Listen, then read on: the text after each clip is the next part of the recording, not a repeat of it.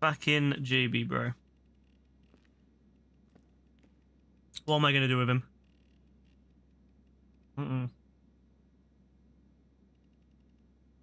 Oh, that's so good, man. Mango Tango. Ooh. Gorgeous. All right. All right. So,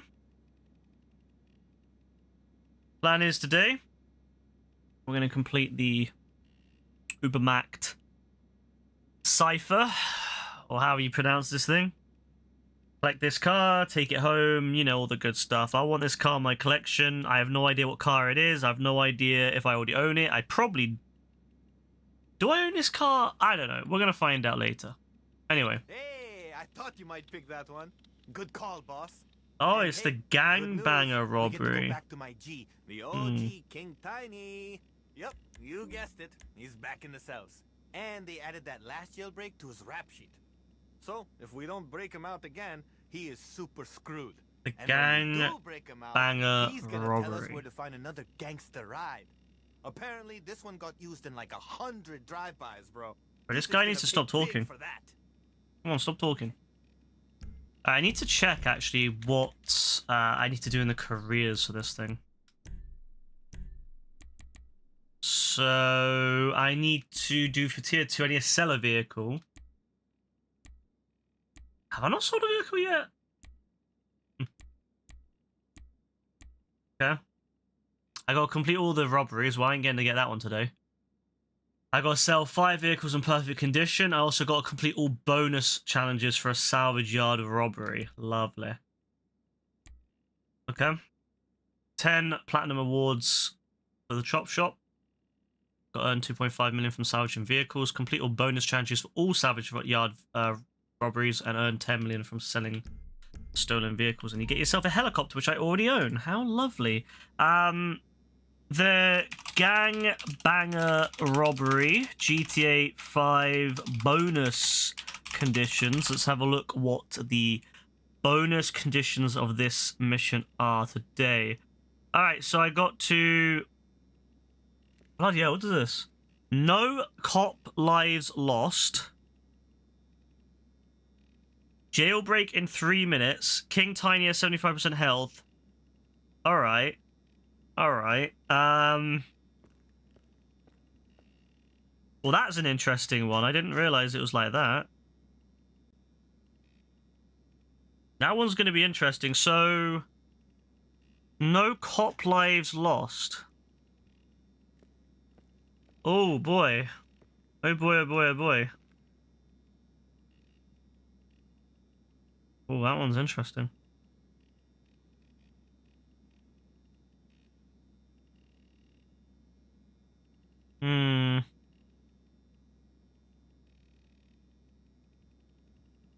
This one's gonna be interesting. I don't actually know what... Can't remember this one.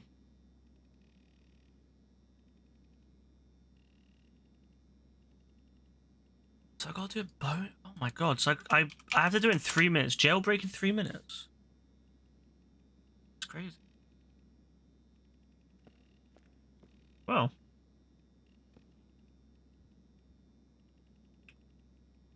You're a Caitlin. Yep, GTA today. You're playing Batman Arkham City. That's a good one. Arkham City is my favorite of the Arkham games.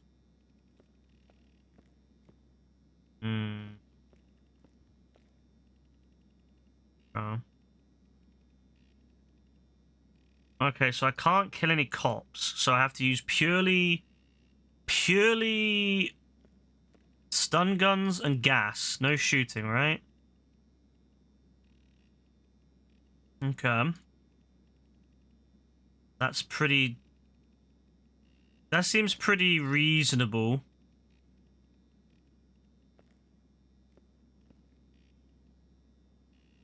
And then I'll... So I guess you gotta do the jailbreak in 3 minutes? That's crazy, bro. That's crazy. 3 minutes is barely any time at all.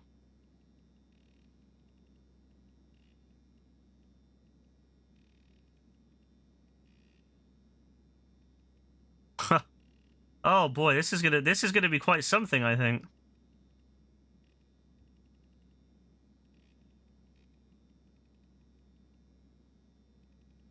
All right. All right.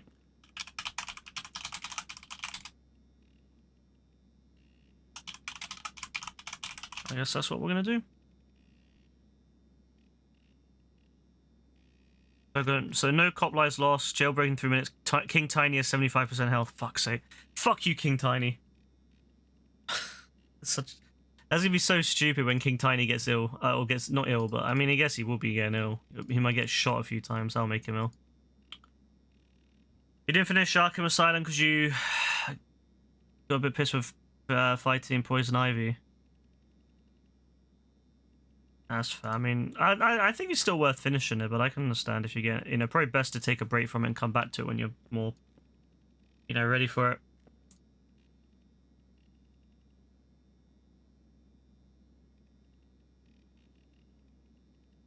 All right, let's do it. Let's do this. So we've got to do getaway vehicle, stun guns. Oh, a lot of stuff here. Police Maverick. Just want to do that quickly. Get my glasses on for this. Forgot I had glasses when I was playing Fortnite yesterday and missed a lot of good shots because of that.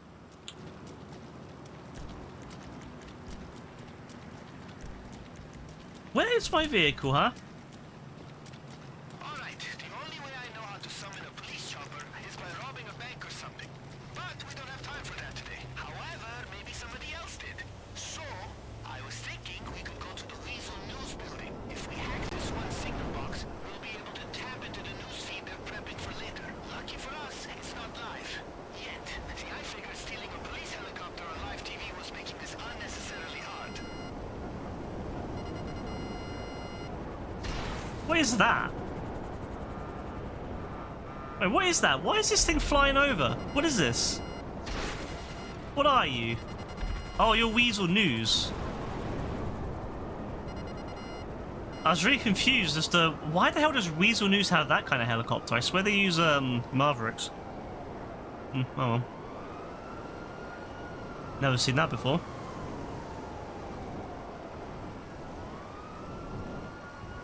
I think the first time I did this, I did it with all of normal vehicles, but I'm just going to use the... I'm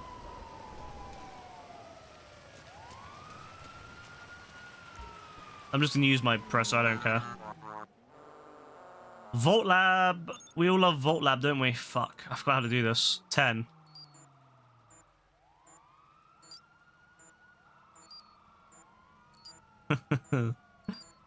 That ain't gonna work. I used to have a strategy for this. Was it this? Yeah. You use the highest one goes to the highest one. That usually does it. And if it doesn't do that, then the highest one to the second highest value. The second highest multiplier. That usually does it. Why are they all hiding on the roof like that? What's going on? Oh, it's because they were dead. I see the chopper in the footage. Sending you the location now. Bro, who's that guy in the top left who's just standing still? Like looking over the edge. Yo, lads, there's more important things going on here than me. There's literally a police hostage situation on the roof of the hospital. Why don't you get over there and help them instead of fighting me, yeah?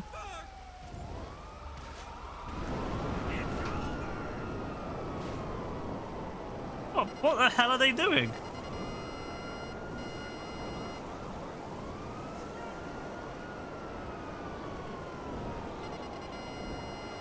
You play your cards right, and you might be able to get that thing out of there before the LSPD even knows what's going on. Yeah. You see the police chopper up there? That's the one we want. No, don't shoot the innocent people. Don't shoot the innocent people.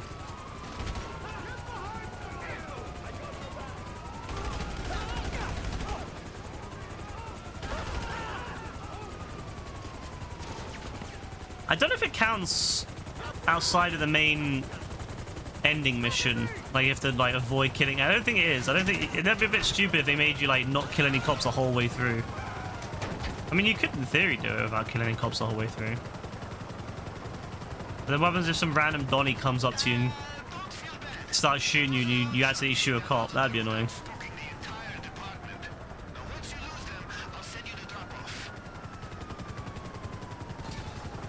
Bro, they don't... Look, they've lost me, yeah, but they're still on my ass. Look. Bro, they're still on my ass. Like, bro, this is... I hate GTA 5's way of doing cops, bro. They're so stupid. GTA 6 is still a year and a half out, though. That's stupid, man. I gotta do another year and a half of this dumb cop AI. Look at this shit, bro. They're on me, like...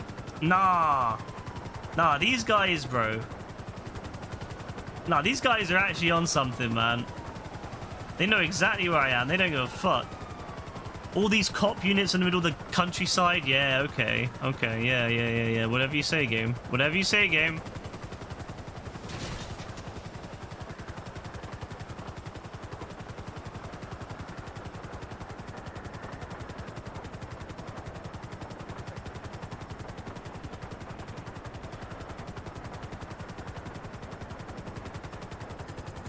GTA 6, bro. Come on, GTA 6. We need you. Back to the dead streets of Los Santos. Yeah, pretty much. Pretty much. You know how it is. I heard that there's a free car this week for doing the robbery mission, so I was like, you know what? I gotta do it just for the free car. I'm never gonna use it, but I mean, free is free, right?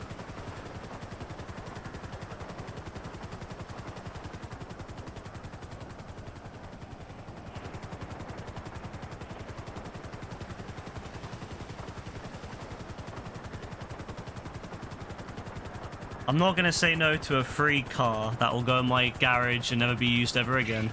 Get ready for some efficiency. Once we get that chopper, we'll see if we can find the pilot's key card and use it to get through the roof entrance at the police station. Pretty slick, right? Alright, that was easy enough.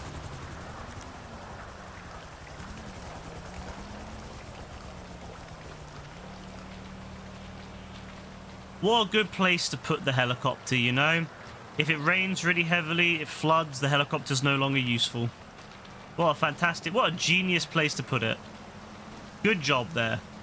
Good job there, Yusuf Amir's or weird cousin, whatever your name is.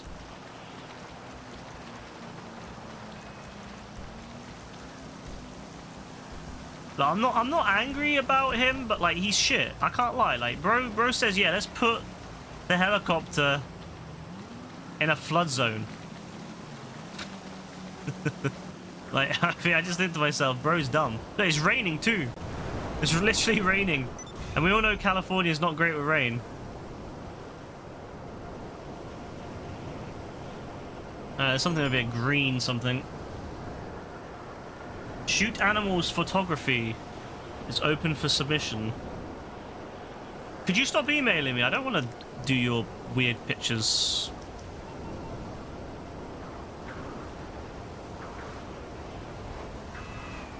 What is this again? Equipment. Oh, yeah. Yeah. Alright, let's go.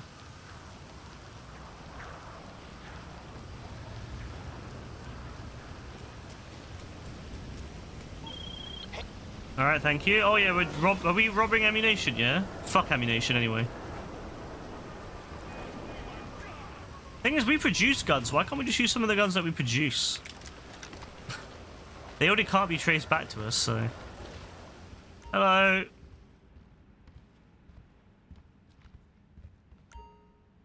Oh, yeah. But the thing is, like, we literally make weapons, right? And we obviously make them so they can't be traced, otherwise we would be in trouble.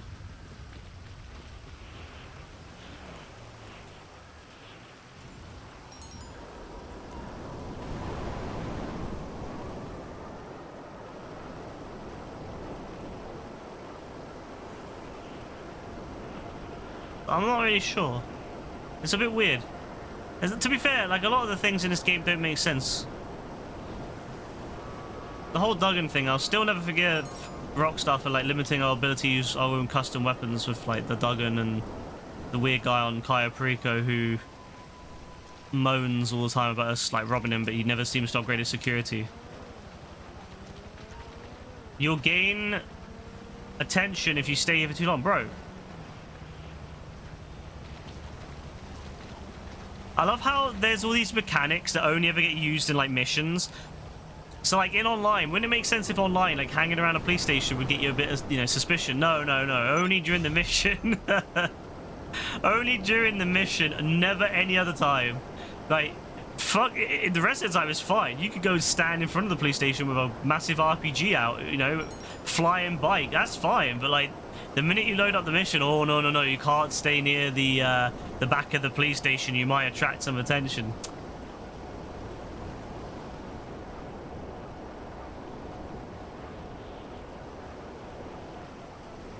Yeah, what's here? Is this cars?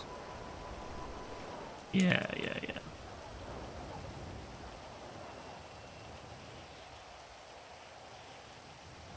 And I'm telling you, that helicopter's gonna get swept away in the floods. Look at this. This is terrible. Break into the garage, yeah?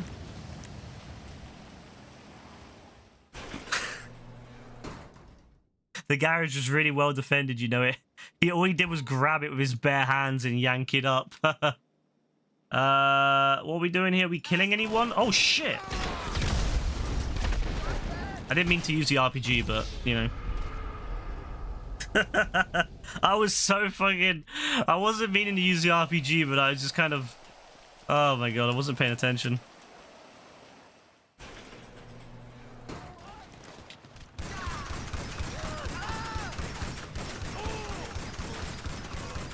Alright, come on.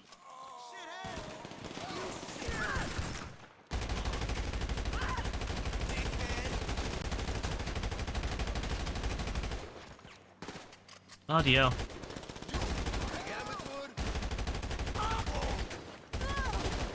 Why does everyone here have guns? Steal a getaway vehicle. I don't like that one. I don't like that one. What the fuck is that monstrosity? That one's really weird. That's probably the best one. Got like armored plating on it, although not armored windows. Oh, they're gonna make me drive as well? Oh, that's crazy, you know?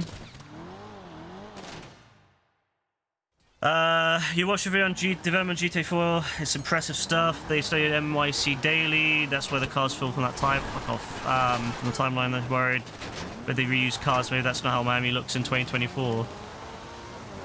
I mean, I don't think it's that much of an issue because, like, in real life, you go outside, you're gonna find cars from all around that are old. You know, you can, you know, it's not like cars suddenly like 2020 cars suddenly disappear in 2024 or 2012 cars suddenly disappear either. I go down the road and I see cars from all over the last decade. I even see some cars from the early 2000s. And very rarely I see maybe like a very old car, like a 90s car. But I see loads and loads of cars from like the mid to late 2000s, and quite a fair few from the 2010s. No, I don't want to put it there. That's a dumb place. I hope it's not raining when I do this.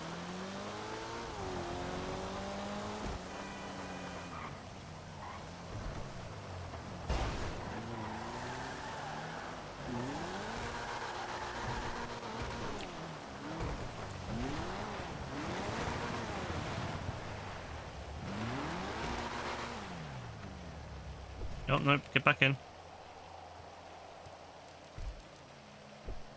There we go.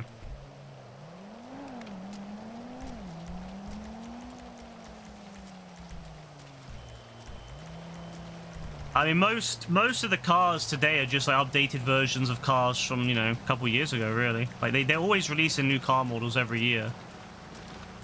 So I'm sure there'll be variations of each of the, you know, cars. So, you know, I think it makes sense. From a logical and, like, realistic standpoint, I think it makes sense that you would have, like, more, you know, you'd have, like, new models every year that... And so there'd be maybe, you know, maybe I don't know how many variations of each car, but I would imagine there'd be... So like the old Baller and the new Baller. I like that, how there's the old Baller and then there's the newer Baller. And the old Cavalcade and the newer Cavalcade. I always thought that was really nice, having those two variations on the map. It was always really cool when you would see like the new, you know, you could pick up the new cavalcade and you can go and find the old cavalcade, and there's like very slight differences, like in the newer one has the LEDs, the older one has like the older style lights. I thought that was always really cool. So I imagine it'll be very similar in this one. There'll be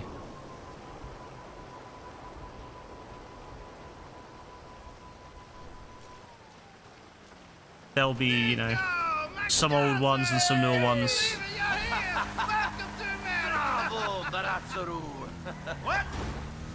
Hating Anxiety, thank you very much for the follow. But yeah, that's what I imagine anyway. I mean, obviously, it depends on the areas as well where you're in. Like, you know, if you go into like a more lower income area, you're gonna have older vehicles, aren't you? You know, it makes sense that was a terrible drive in there.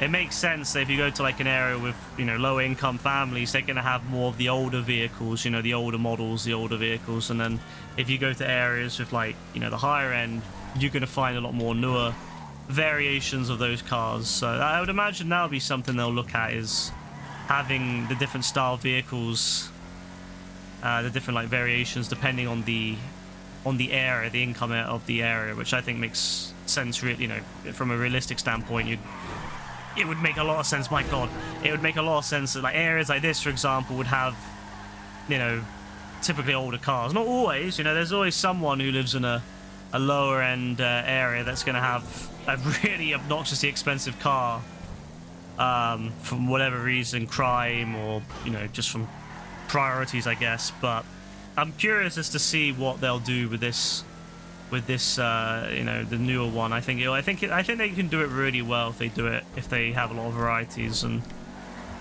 I like that continuation. I like to see that lore of, like, you know, the old vehicles. I love that. One of my favorite things in GTA 5 was finding GTA 4 cars, you know, like models from GTA 4. I always wish they would bring back the old Corvette, and there was another car that was in GTA 4 that I really liked, and they didn't have it in GTA 5.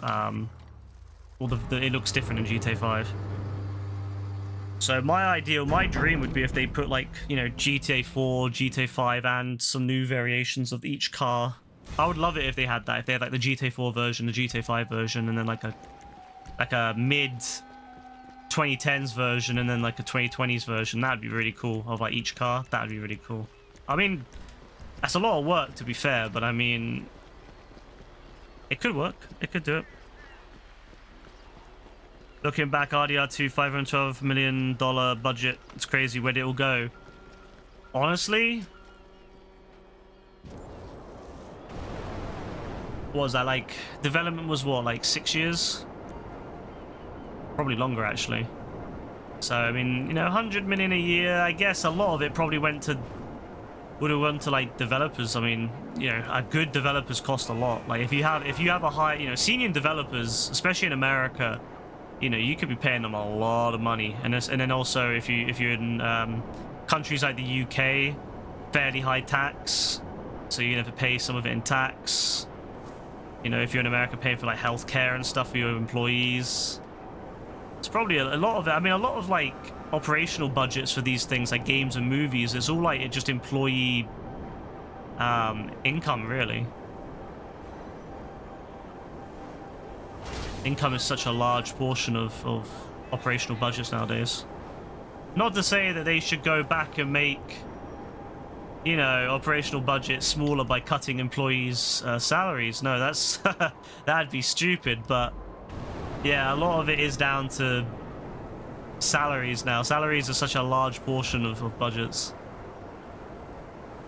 What's going on up here? Is there someone robbing? Wait. Who are you robbing someone, bro? No, wait, no, that's fine. Not in my city. I don't allow other criminals in my city. Thank you very much.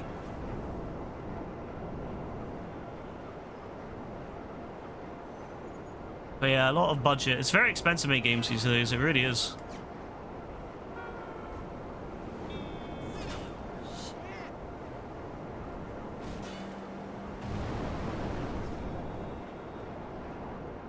I mean, to make a game to this level, I mean, the amount of different types of people you need and they're all specialists in their craft. You know, back in the old days when you made games, you had like a small little studio with maybe, you know, 20, 30 people in a max.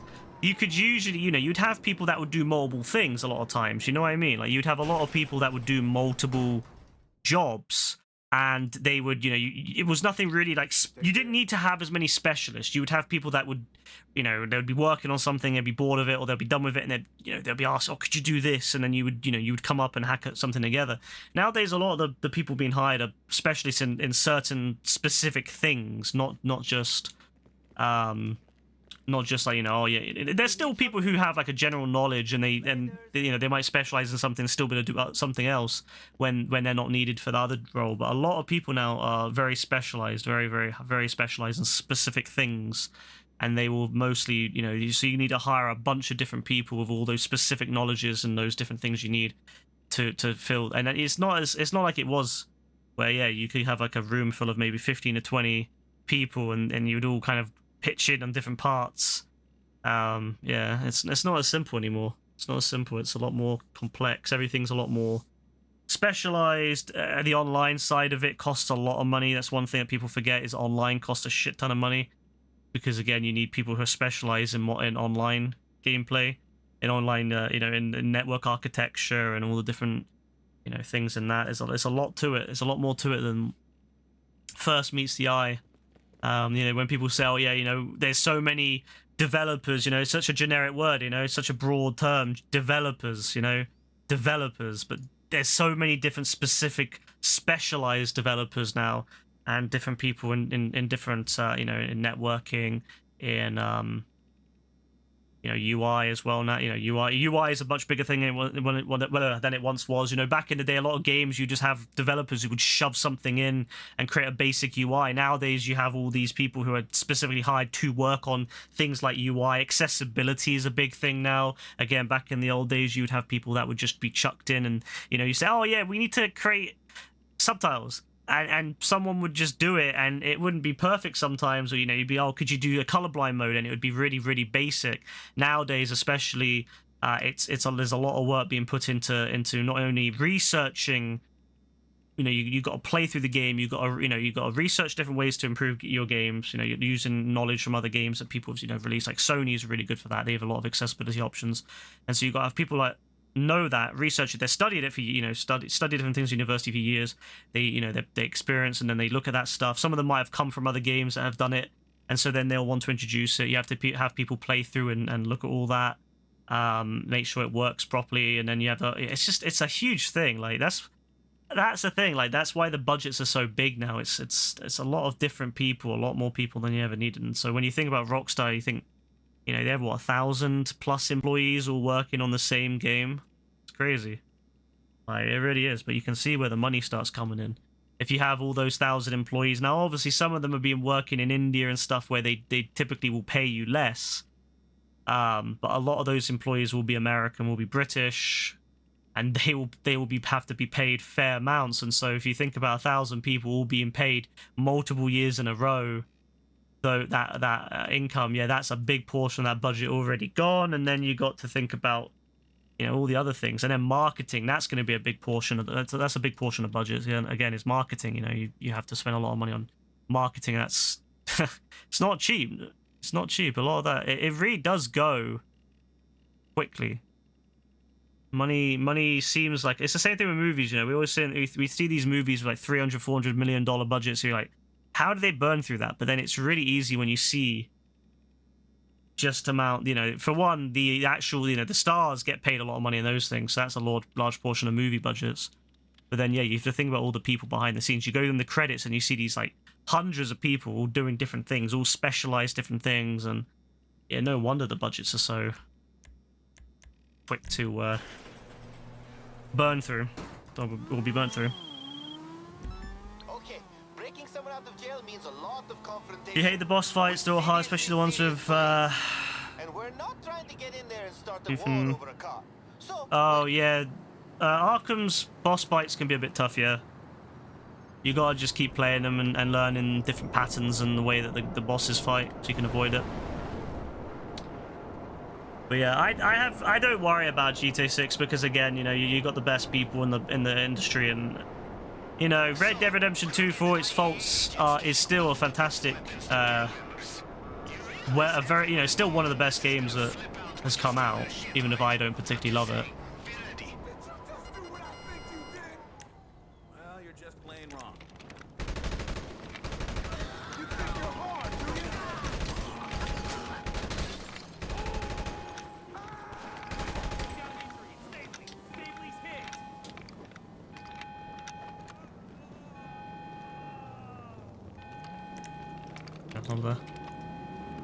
When's Red Dead Redemption 3 coming out? Bully 2 and Max Payne 4. Red Dead Redemption 3 or whatever Red Dead they decide to do next, that's probably not for at least another 4 or 5 years, at least.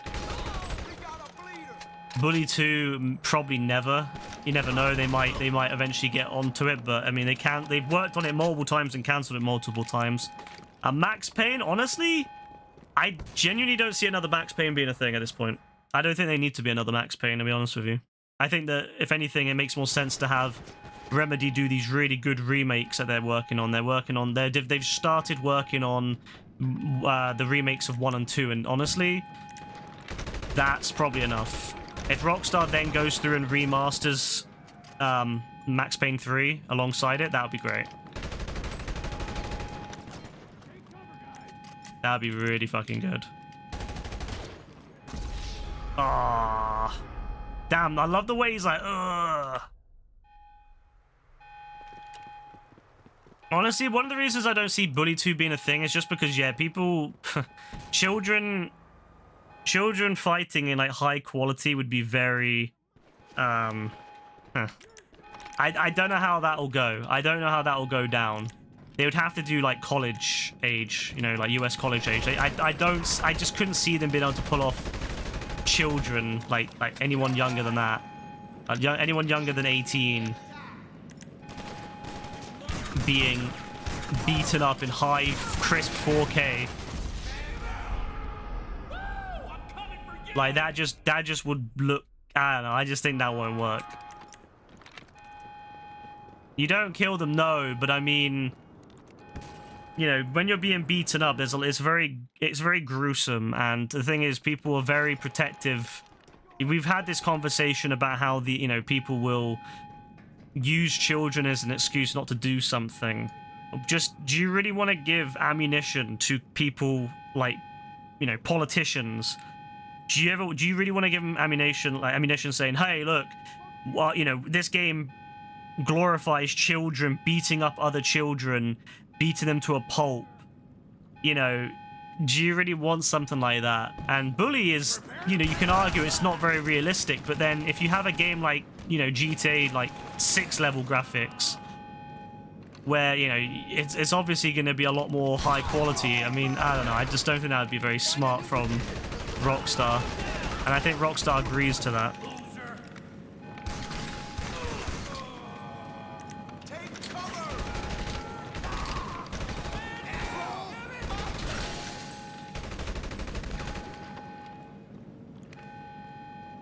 Alright, nice. The thing is, in some ways, I do think we've actually gone backwards, and we've gone both forwards and backwards. Like, for example, in the UK, no one really ever talks about banning games like GTA anymore, whereas during the 2000s in the UK, there was a lot of discussion about banning Grand Theft Auto and other games like it. You know, Manhunt 2 wasn't even, like, allowed to be... They had to censor Manhunt 2 on, Oh, it was that one. Fair enough. They had to censor Manhunt 2 on, I think it was PS2, I think it was. They had to censor it. They had to, like, censor... They had to change the name Bully to Canem Edit, because Bully, the word Bully was too charged, emotionally charged. Like, so in some ways, I actually think we've gone better. And like, nowadays, no one gives a fuck about a game like, you know, Bully being called Bully. They don't care about Manhunt. Like, you know, it's not that, like, it's not as a charge anymore. There was a lot of discussion in America as well about banning games, or, you know, censoring games like GTA. So in some ways, I do think we've actually gone forward, but then at the same time, I think that that's just because companies are more willing to self-limit themselves. If you go, you know, like games like Manhunt aren't made anymore. Like, you know, most games that have lots of gore aren't set in the modern world. You know, they're set in either, you know, in a fantasy realm, or, you know, sci-fi with aliens, or, you know, even historically just a long time ago. But you don't really see any modern era game depict children. I mean, GTA famously doesn't have any children in it, other than like the occasional, you know, baby that appears because of stuff like that. And I think if you know, the higher graphics get, the better graphics get, the more risk there is. If you do something like that, people might say, well, in the old day, you know, before at least it was cartoony.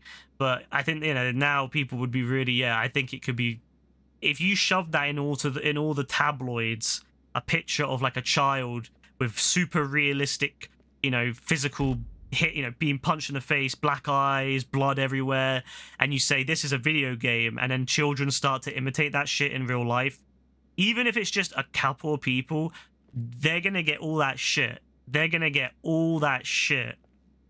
So this quality of graphics won't be a big deal. I mean, you've seen GTA 6, right? People have, that is a very, very close to realistic graphics, you know? It's huge. And think about, like, you know, we already censor in newspapers and shit when people get attacked. We censor them, we blur their face out because it's, you know, it's you know, whenever someone gets shot on TV, we blur it out, right? Because it's you know, when not like fake stuff like movies. Movies are famously unrealistic for their gore, and so it's kind of over the top. But games are getting to the point now, especially Grand Theft Auto, where it's super fucking close to reality. And we don't know yet the extent of GTA 6, but you can be sure that Rockstar will have had people come in, probably external people as well, to look at the level of quality and to think, you know what, maybe, you know, should we have this, should we not? You know, like, yeah, that's the thing. This is the thing. And the thing about it as well is that in America, this is another thing, is that they can't rate it R. In America, they have to make sure it's rateable for M. You can't make a R-rated game in America because none of the stores will sell it, as what happened with San Andreas when it wasn't R, it was AO, adult only. When they made it adult only in America, no stores couldn't sell it, and I don't even think the online stores, I don't even think like PlayStation will sell adult only games in America for some reason. I'm not 100% sure, but I mean, I've not seen many, if any, of them. Steam doesn't care as much, but you have to make sure you don't go too overboard. And if their game is rated adult only, that's basically economic suicide for Rockstar. They don't want that. And I think children being bloodied and beaten the fuck up. N17 is different from NA only. N17 is not anything near the level of that. If the game goes AO, adult only, it will not be allowed to be sold in pretty much any store, public physical store. It's not gonna, you don't understand how, I mean, this is the thing, right? You weren't there when all this shit was going down in the 2000s. You weren't there when all this shit happened, when Rockstar had to literally go back and reprint their games because they had one singular leftover piece of content for sex. And the rating board went back, redid their rating to AO, and suddenly Rockstar couldn't sell San Andreas in America anymore. They had to go back and reprint their discs so they no longer had that content on the disc. They had to go back and do all that because otherwise they couldn't sell. This shit is serious. It's not, you know, it's all very well and good saying, oh, well, you know, this or that, but just take it from the experts, take it from the people there. If that was acceptable, if children being beaten up realistically to a pulp was acceptable, don't you think that by now someone would have done it? Because companies are always looking to make money. They're always looking to get more people buying their games. They want to have something that sells.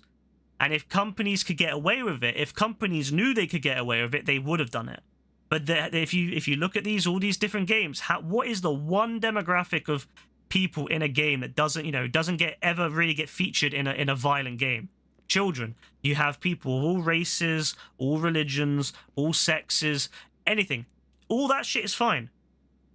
But children? No, children, That's the one group of that's the one demographic, the one group of people that you will not see in any violent game, any violent, super violent game where you can have unrestricted access to just attacking them. It's just, that is not something that happens. And yes, nowadays especially it's worse than it was back then, because back then you could argue, well, it's, you know, it's cartoony, who cares? Like Brassie's saying, they had to cartoonize certain things of Mortal Kombat. You know, you got to do stuff like that. You have to make it more, you know, more silly, more funny, more cartoony. But you can't, if you made it super realistic in this level of graphics, it's too obvious. So that's the thing. If bullying in a game was okay, wouldn't someone have imitated by now? What do you mean? Like, people in real life? People have imitated games in real life. I mean, there was literally a case in Britain where someone imitated Manhunt and choked and killed someone because they, you know, and they really put a lot of blame onto Manhunt for that. Was the idea that, you know, a kid killed another kid, like, because he played that game and seen all the fucking sadistic shit that happened in that game. That's why we haven't had another Manhunt. Rockstar doesn't, you know, those games weren't even realistic in that, you know, they were very basic. If they made a realistic looking game where you can choke someone out on a fucking pet in a plastic bag and do it for fun, like, you know, I guess you have horror games, but horror games even then, again, it's different. They make, you know, you have the context of it as being a horror experience. DBD, Friday 13th, you know, it's not meant to be super realistic. But then if you have a game like Manhunt or a game like GTA, it blurs it more. But like I said, if it was fine, and it wasn't a problem, we would have a Manhunt 3 by now. We would have a Bully 2 by now. But we don't. We don't. It's just not... As I said, I think if they could do it in a way that worked, I think they would do it. But I know that it's not worth the risk. It's just not worth the risk. You don't want to put £100 million+ into making a game just for it to get banned. You know, who wants to do that? Who wants to spend 100 million, 200 million pounds making a game just for it to be banned and you can't make your money back? No one. So it's just not worth it. Even if they could maybe get away with it legally, it doesn't stop shops also protesting it. You know, shops have boycotted selling games before. So it's possible that you could make a game, it's all fine and dandy, and then suddenly the shops say, no, we're not going to sell your game. You know, PlayStation says we're not selling your game.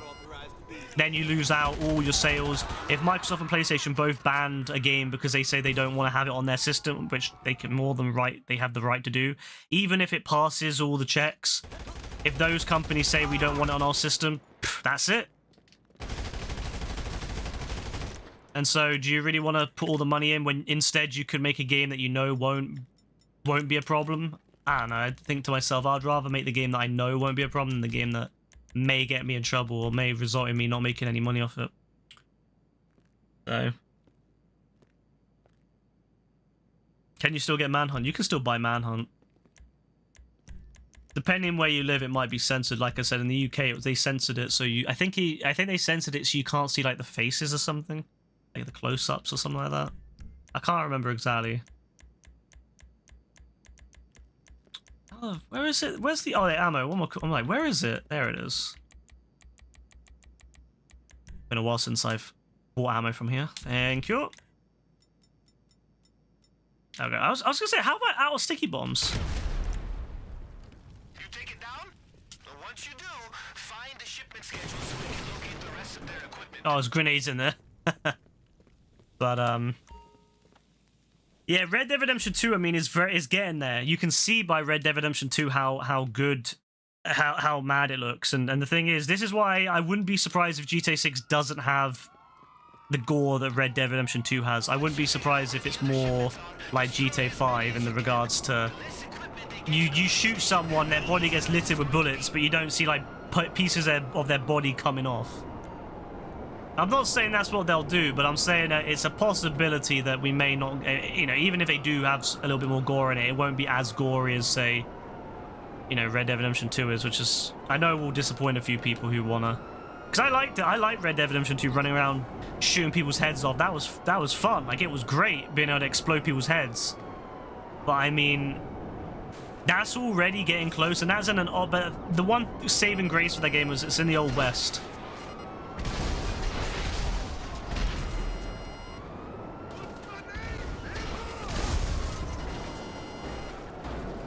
I mean, hell, look at what happened with there was that organization that was complaining about Rockstar allowing people to kill animals for joy and pleasure in their game.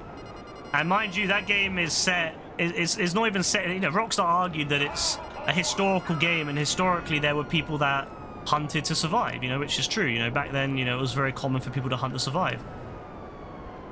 But there's still people complaining about it. You know.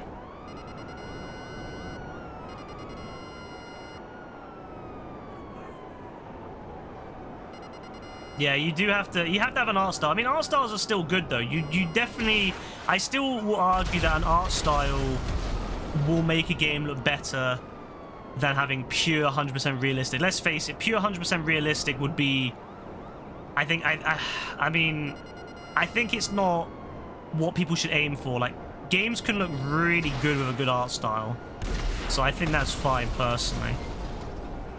Like, I'm more than happy for a game to have a slightly, you know, a little bit of an art style that changes it away from being super realistic. Like Ghost of Tsushima, for example, that game looks better than if it was super realistic. That game has a fantastic, beautiful art style that makes the game look way better than it should for a PS4 game.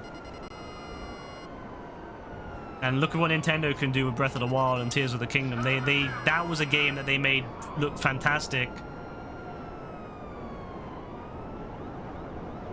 with a little tiny 2017 phone processor. So nobody complain about shooting the frogs and chickens in Fortnite. Well, that's the thing. That's one of the benefits of having it not look really realistic, is that Fortnite doesn't look realistic in the slightest, you know. Even in the more modern chapters, it doesn't look super realistic, and so people don't, you know, it's less.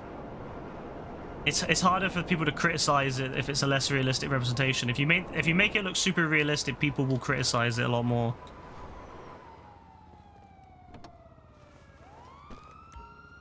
Yeah, that's a good point actually. Fortnite doesn't even have blood, does it? Ooh, I like this. Oh yeah, it's a neon. Oh yeah, I love the neon. Forgot about this car. Haven't used it in years.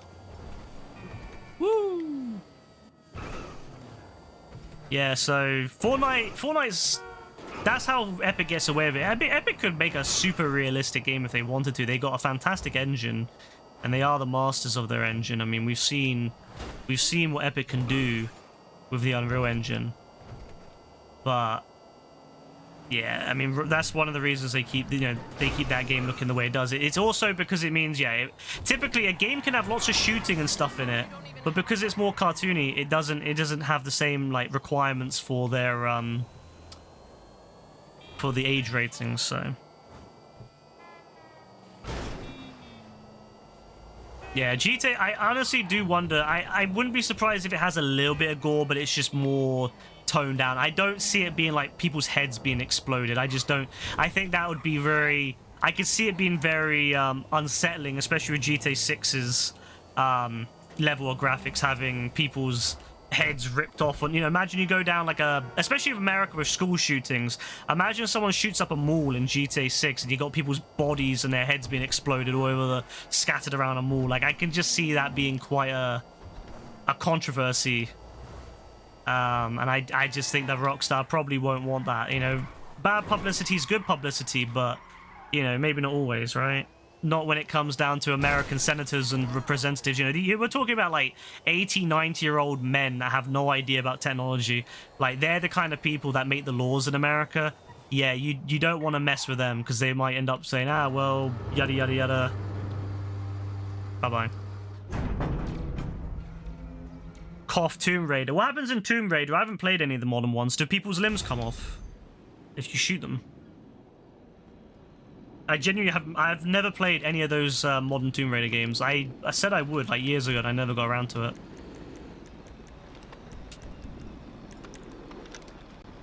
The only thing I remember of Tomb Raider was a scene that was on the news a couple years ago where she was like sliding down, like you had to jump when she was sliding down this, I don't know, inside this cave.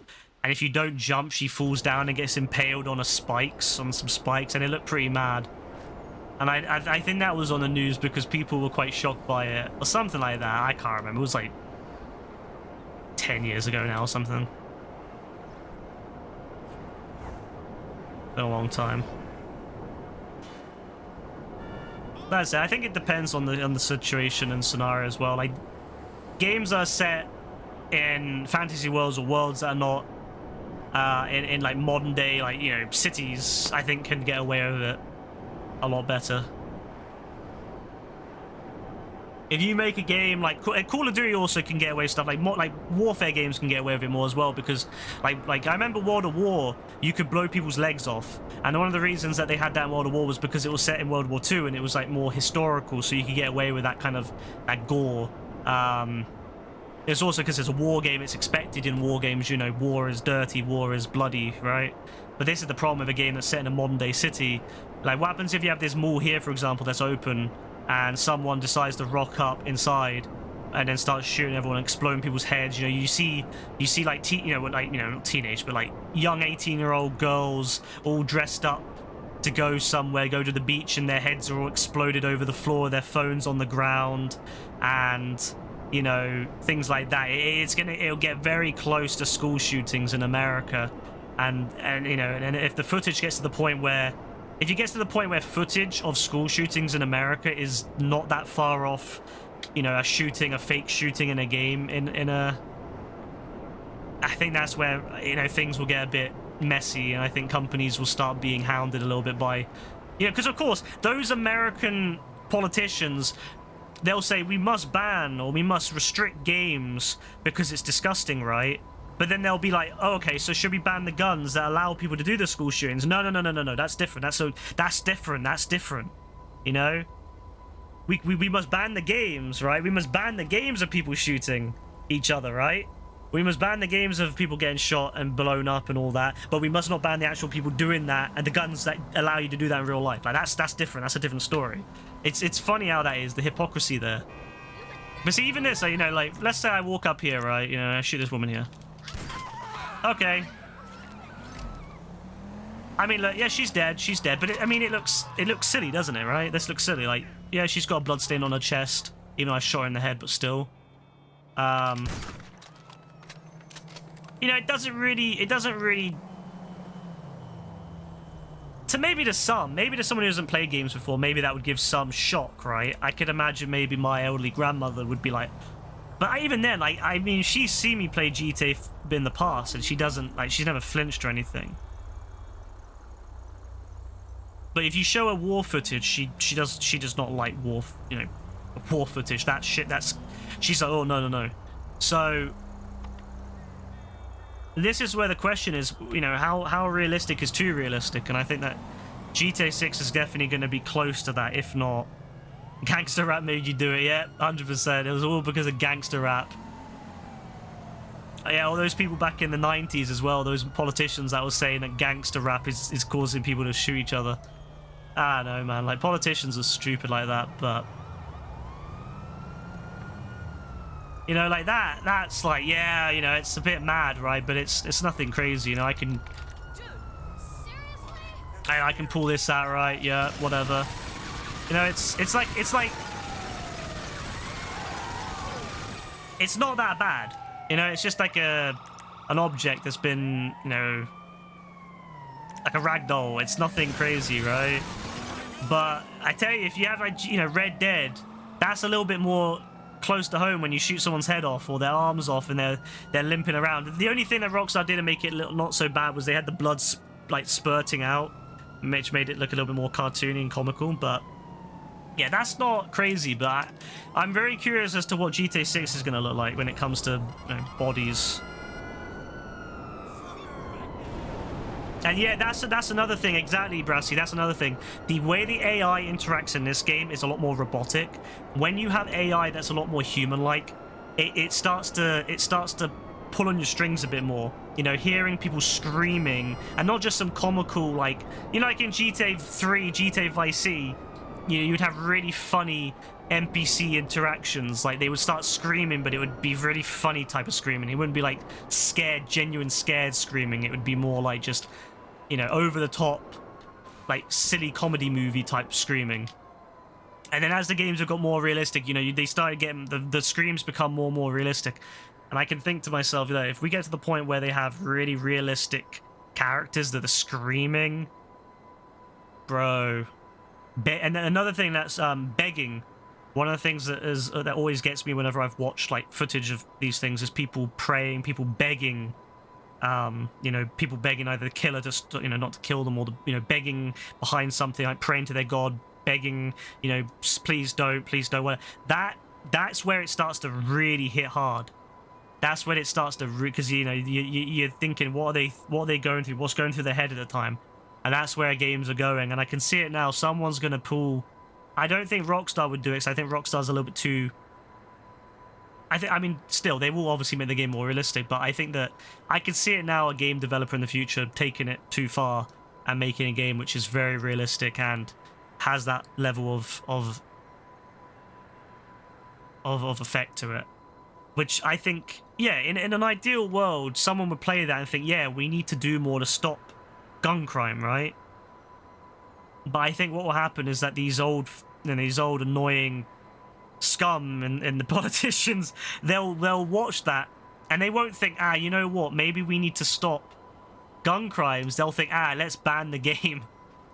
I don't know, bro. People, as I said, these people, they don't think like normal. They don't think how they should be thinking. They think, you know, they missed the point completely of what's going on. 4chan dudes ruin the fun for the rest of us. Yeah, 100%. People will do that. People will 100%, if you make it possible, they will do it. That's why schools can't ever be a thing in GTA. Because if they ever had a school in GTA, you already know someone would rock up and start doing it. They would rock up and start shooting it up and post it online about how they shot up a school in GTA, like, thinking it's funny, thinking it's hilarious. Like, bro, people out there are sick. We already saw it with Red Dead, where people started dressing up like the KKK and targeting black folk because, oh yeah, that's really funny, isn't it, you know? Really, that's really funny. Good job, lads. Good job. You're such a funny person, you know, mocking people and mocking, you know, slavery. Like, you're such a edgy, funny person. Honestly, I need this stun gun thing to come up. It's not coming up. You know, but people do it. People, if you give people the tools to do it, they will do it, because there's a lot of very sick individuals out there that think it's funny. So I think the only thing companies can do to avoid it is just to make their games not too, you know, too realistic. Actually, we've seen it a little bit in the more recent GTA updates. Have you noticed that in some of the more recent GTA updates, you can't shoot people who are like cowering down? Like, you go into a building in like the casino where they do like a party, and everyone starts shooting. You shoot the guards, but then the people, you can't aim at them. You aim at them, but you can't shoot. It doesn't let you shoot them. And I think that's like, I think that may be Rockstar trying to limit people from just shooting people who are purely innocent, just having fun partying. I mean, there's no other reason why you would specifically design it to avoid killing those people. Like, you can kill, you know, why would you do that unless if you're doing it for a reason? Like, they're not mission important or anything. So this is what I'm starting to think, you know, I have a feeling that companies are starting to crack down a little bit on what exactly can and cannot happen.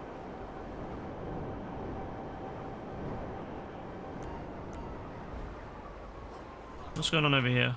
You can take a picture of me. Wait, what am I doing?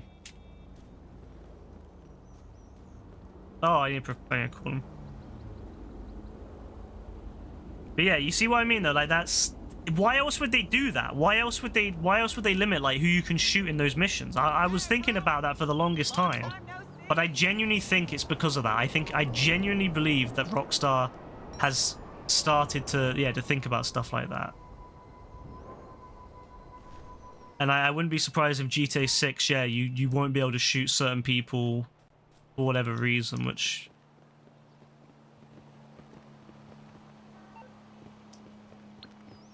I don't know how I feel about it, but obviously, you know, I can see why they might be like that. I don't know. We'll have to wait and see if they do anything like that on GTA 6.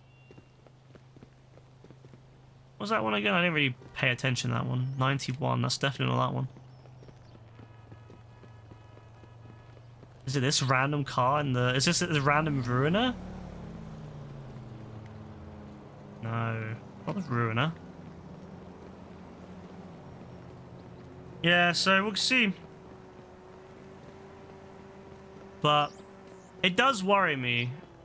I like games, and I like the fact that developers can be free to make their games how they want. I do feel like, yeah, we might be getting to a point where games are getting so realistic now that, yeah, they have to be a little bit more careful about stuff. Why not just say look for the security vehicle instead of looking for a number plate? I was sitting there or standing there, I was like, oh yeah, it must be one of these vehicles, right? Because it says parking lot and number plate. But no, it's a security. Legit is just find the security vehicle. Good job. I mean, I swear I've done this before actually, but I just must have forgotten. Yeah, I'd done this before.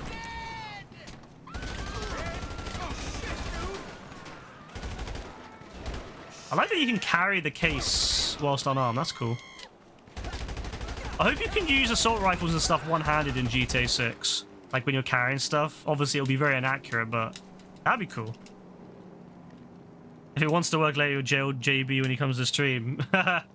JB's having a mare today, bro. JB's like legit having a mare, like...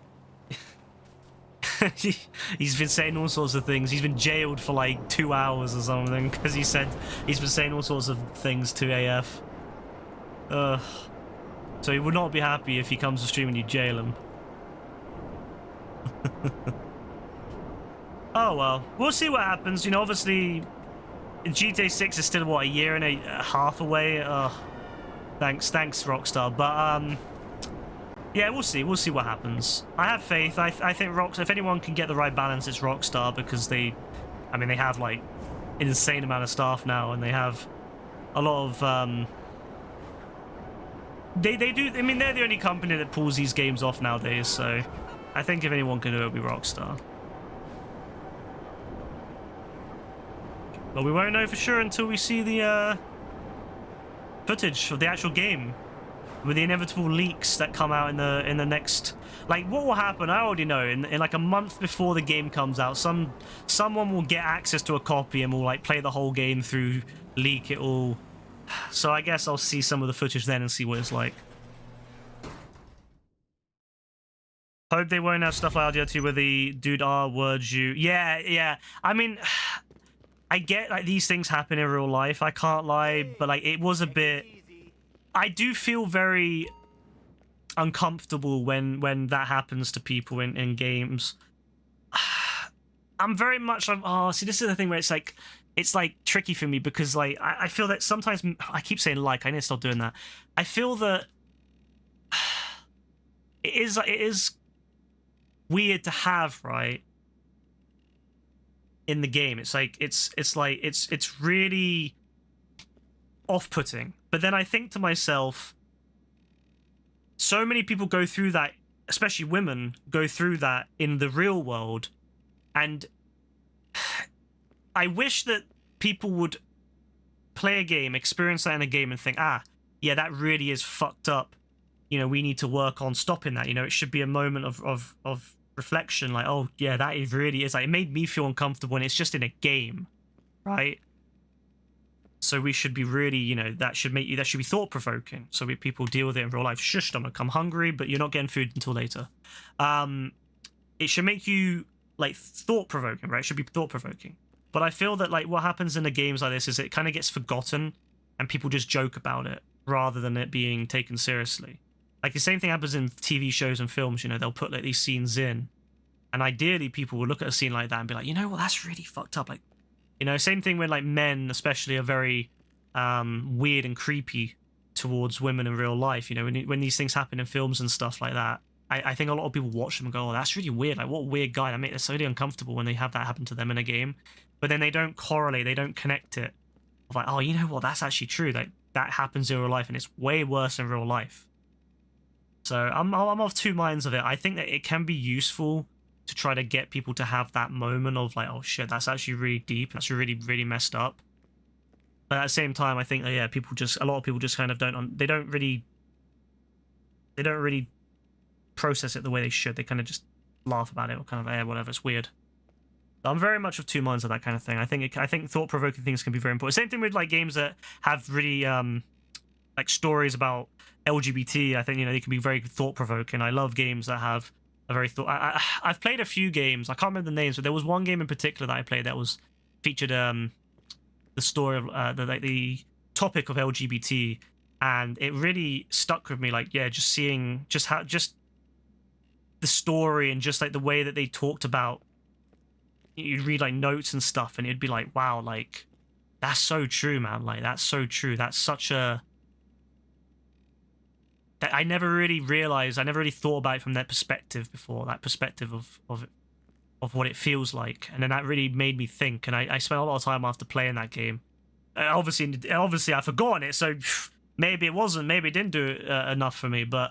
I remember sitting there afterwards and thinking about it, and I do like thought-provoking things like that, provided they're done in the right way. I think I do sometimes like thought-provoking moments where it's like, shit, you know what? Maybe that is, maybe I have looked at it the wrong way, or maybe I need to think about this some more.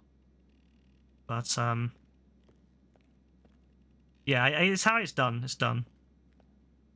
The thing is, I think also though, just what you said there though, Brassy, like, you think your Arthur's now fucked up, and I think, this is going to be a bit deep, but like, I think a lot of people that go through with that, unfortunately, do feel themselves that they are now, fucked up or tainted, and I think that's sad in a way. It's not sad in a way, it's sad though, because it's like, the only person at fault in that entire situation is not the person, it's not the victim, it's the the attacker. That's the only person who's fucked up.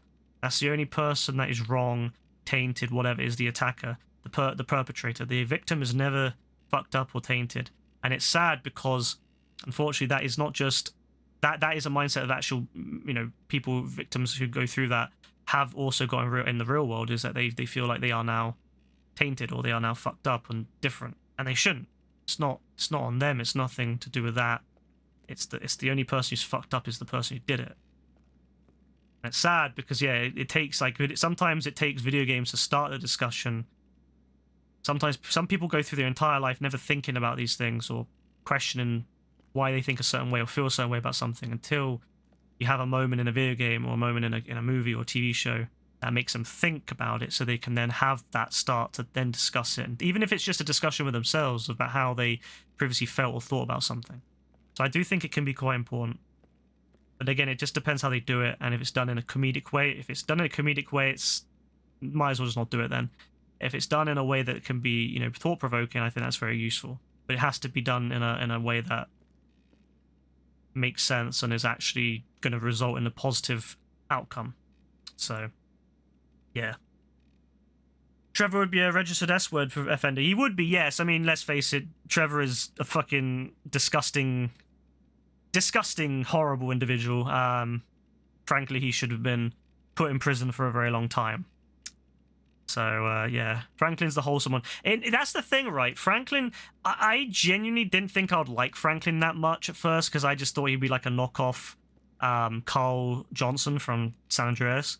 Being the gang member of the group. You had I guess in the end it actually ended up being the better one. Everyone else, because I thought to myself, we've already had a gang member before. I don't want that. And he wasn't even that involved in the gang in the end, which I thought was quite cool. I was like, I don't want another CJ, bro. I thought to I don't think we've even had Trevor before. Trevor's just special in his own way, and Michael just felt like a tired old guy. But I remember just thinking to myself, I don't really want another gang member like CJ, bro. It's already been done. But then it actually ended up being quite good. Franklin ended up being actually quite interesting. I liked his development. I think he should have had more development, though. I personally think. I think he never really got...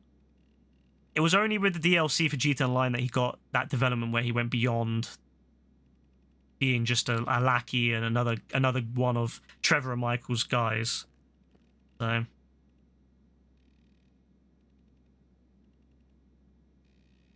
Franklin disrespects Lamar too much. I mean, I don't disagree, Franklin's definitely the best of the group, in my opinion, but he's also still annoying. Don't get me wrong, I think all GTA protagonists are the most annoying, but he's definitely, when you compare him to Michael, who just moans about everything because he's a rich old guy and he just moans anyway, and Trevor, who is legit just scum.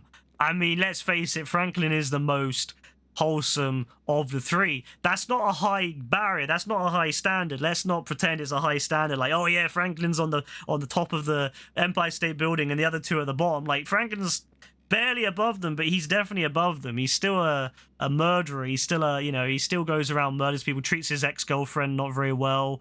Let's face it, he's still not a great guy, but, I don't think any of the GTA protagonists are particularly great people. I think the only one who would ever acknowledge that to the extent, though, would be Nico. One of the reasons I love Nico Bellic is that he acknowledges that he's not a good guy. He acknowledges that he's not a good, and he's never going to be good, and that he's, unfortunately, that's just his life. And I do like that about Nico. He does actually acknowledge that. A lot of the other characters never acknowledge how bad they are. Tommy Versailles, bro... That man just loves it. That he loves that life. Michael doesn't give a damn because he's old. He's an old white guy who hates everyone. He'll never acknowledge he's a scumbag, really. Trevor's off. Trevor, to be fair, actually, ironically enough, Trevor probably would acknowledge he's bad. Yeah. Trevor probably would, actually. Ironically enough, he would probably acknowledge he's a bad guy. And that's something.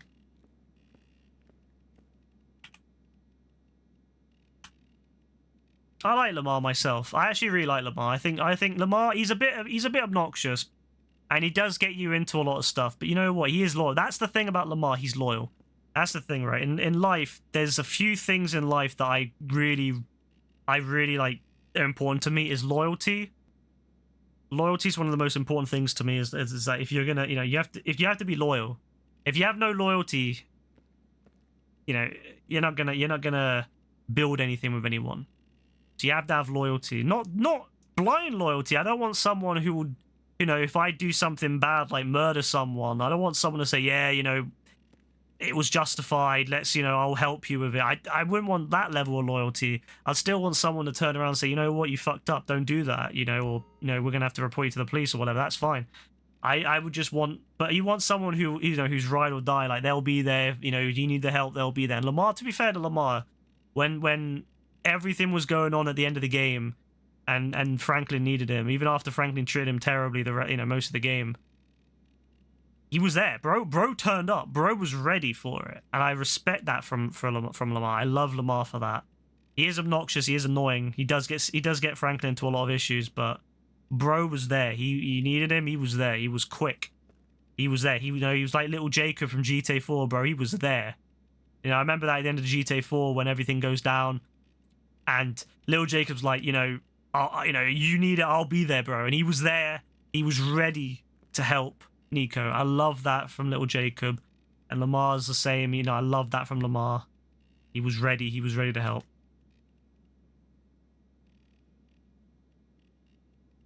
Yeah, GTA 4 is a lot more. I think that's one of the reasons people didn't like GTA 4 as much, because it was too like, down in the dumps sometimes. I think there's a good mix. I think that probably not Red Dead, what am I talking about? GTA 6 will probably be that mix. I imagine GTA 6 will have a good mix of realism and humor. We already seen it in the trailer, when they would, I think there will be some serious moments with like the whole prison stuff. I still believe that prison scene is not at the beginning of the game. I know a lot of people saying they're thinking that prison scene's at the beginning of the game. I have a feeling that prison scene is after Jason betrays her. That's my view. That's my opinion. I don't know. I haven't received any leaked information, but I genuinely think Jason's gonna betray her. I think Jason's actually undercover. I think he's gonna come out. He's gonna be undercover of her, get the guy he wants, and then he's gonna, hand it all in. She's gonna go into prison, and I think he's gonna have a moment of reflection where he's like, I fucked up. I loved her, and I've just, I sacrificed her for my job, and I think he's gonna turn to the criminal side properly to get her out. That's my thought on it. Obviously, yeah, he's still a betrayer and all that, but that's why I think. I have a feeling originally I think he's gonna be undercover.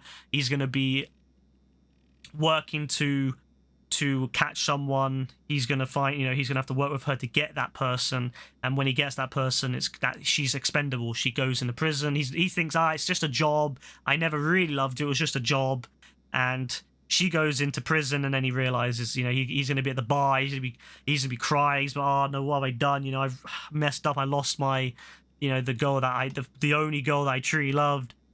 And I think that'll be when he'll get her back out. That's my thought on it. And if it comes out, if that ends up being true, I said this now in the 20th of May 2024. If in a year and a half's time, when this game comes out and it ends up being true, bro,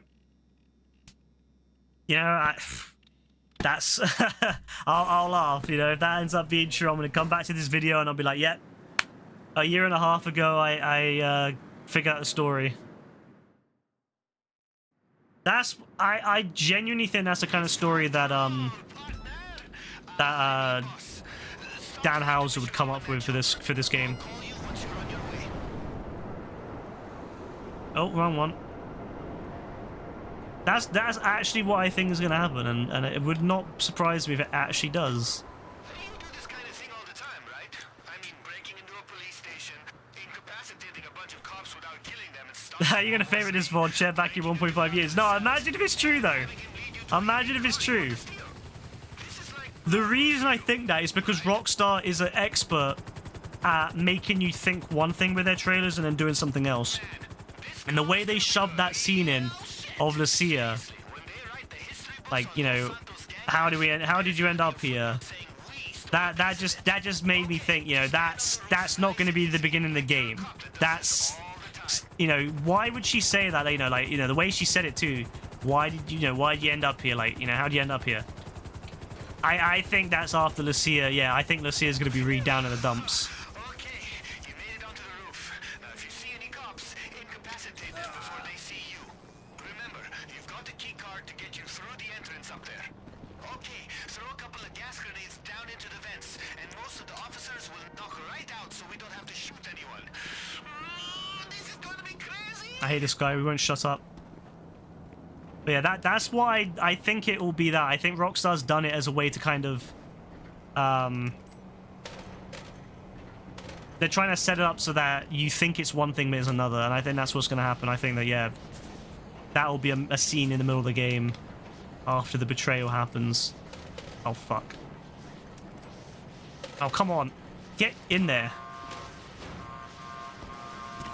And the thing is, I don't know how far into the game it will be. One part of me is like it'll be quite late on, but another part of me feels that it won't. It'll be closer to the halfway point, and then there will be a redemption arc where Jason, and you know, brings her back. Either she doesn't know Jason betrayed her, and she finds out at the end of the game that Jason betrayed her, or she finds out, or she does at that point know Jason betrayed her.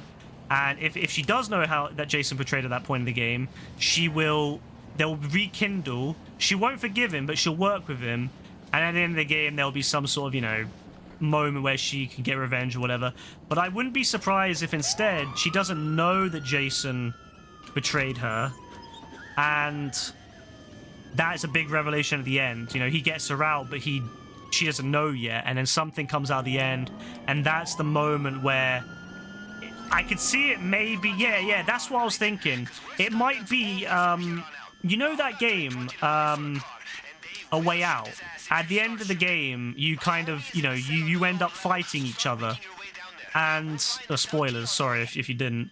And I can see it being like that, where it will be a situation where you end up fighting each other. You can pick your side, you either pick Jason or Lucia, and you end up, hello. You end up fighting each other.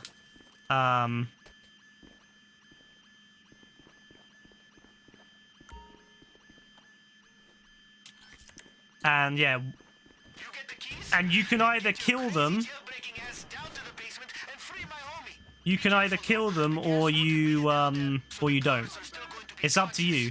You can either kill them or you cannot, and that will be the thing, revenge or not. What do you want to do? Do you want to revenge or do you not want to revenge? That will be the thing, I think.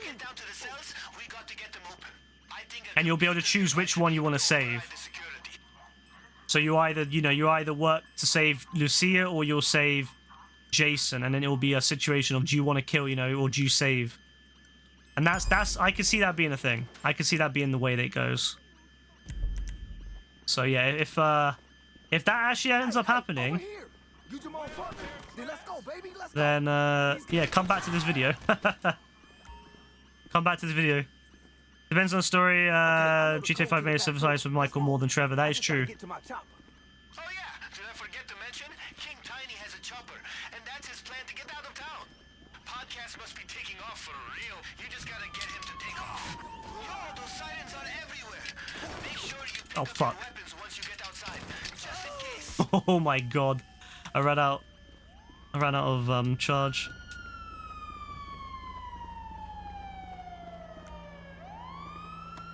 But yeah, that's what I think will happen. I think that will be the second arc. The first arc or the second arc, somewhere around there. Hurry up! Get in the getaway car. Steal something else. Whatever works. Just get Tiny over to his chopper in one piece. I see him. Go, go! Don't run him over, please. Don't run him over. You want to know about the car? Then I need to see that the cops aren't going to catch us before we get to my chopper. Whether I did that in 3 minutes or less, I don't know, but we'll find out. Woo!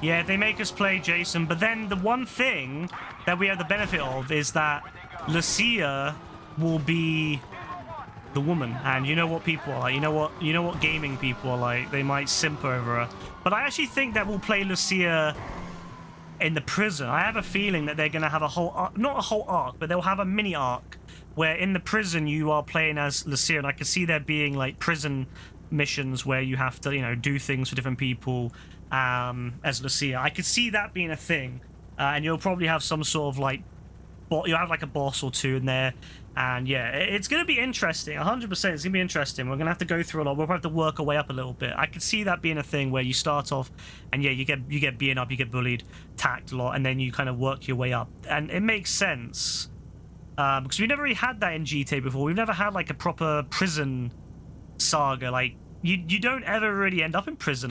Yeah, in any of the GTAs, you don't end up in prison. So I think it could be really interesting switching to Lucia and having to do like things as Lucia in prison.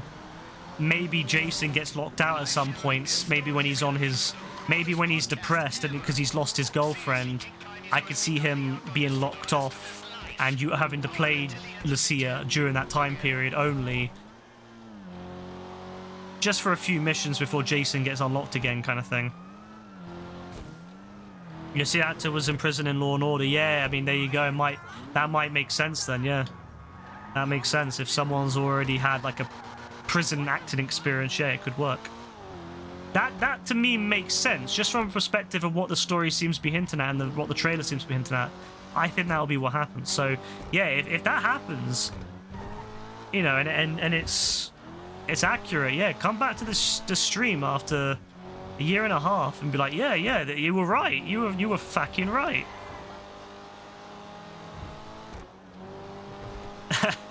Everything that happened did actually end up happening.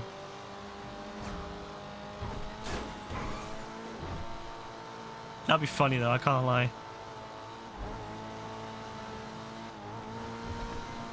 But yeah, the reason I think that as well is because Dan is very much Dan likes to make his games have like a very much a movie style script, and there are movies like that where people end up, you know, and TV shows where people end up getting portrayed, you know, led on, betrayed, and then there's the redemption, and then that reveal that person betrayed you,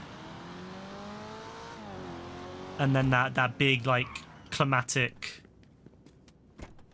you know, how are we gonna, you know, what was gonna happen now, how are we gonna deal with it, kind of thing. All right. The way he just flew away, that was funny. Hey, I got a split, but here's where you find the car.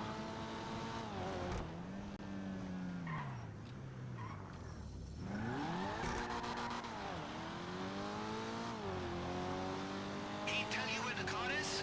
Then don't waste any Now time. it's oh my god, that drift, that stick drift, that's insane. Yeah, I'm hyped though. Whatever they do, I already know the story's gonna be awesome. Like, even if it's, you know what, even if there wasn't a story and it was just a new map, and the new physics, that would be enough for me. I wouldn't even care. Like, I genuinely just want a new map.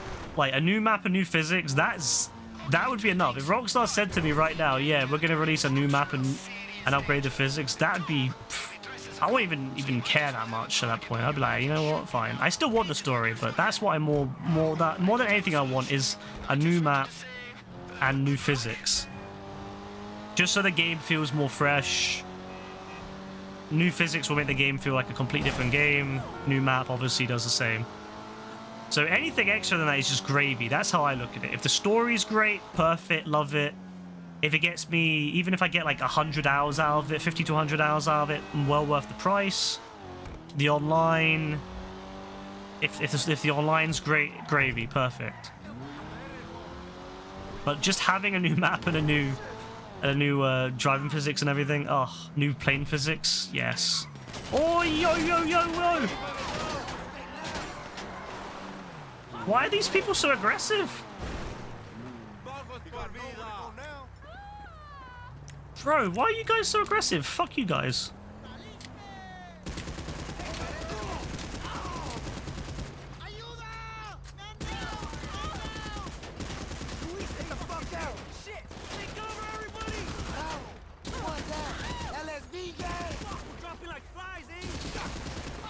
I hope the gun customization is on point too. I hope that like you can really customize the fuck out of your gun.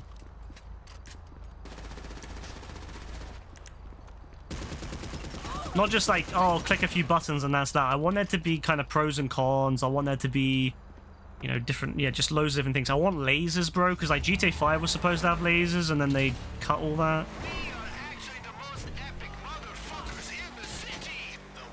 What's this? Oh, panic. Oh. I was hoping that was like a custom number plate, like from like Santiago or something.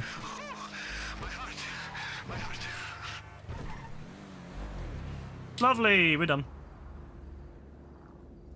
Thank you, ladies and gentlemen. We have now completed it. Took me way longer than it should have taken, but hey, we're good. We did all the bonus objectives. Excellent. Look at that. Oh, that's gorgeous right there. That is gorgeous. Super easy. Super easy. So now that we've broken a felon out of jail together, does this mean we're homies? So I've done... It's cool if we're not or whatever. I just... I've not done that one. Complete the suit. Oh, using both approaches. That's easy. San Andreas Mercenaries. Ugh. Wait, businesses. That was the one. Alright, so we've not done tier 2s. We need to sell a vehicle, but I'm not selling this. I'm keeping it, so I won't be able to do that one now. But I've done 1 of 5.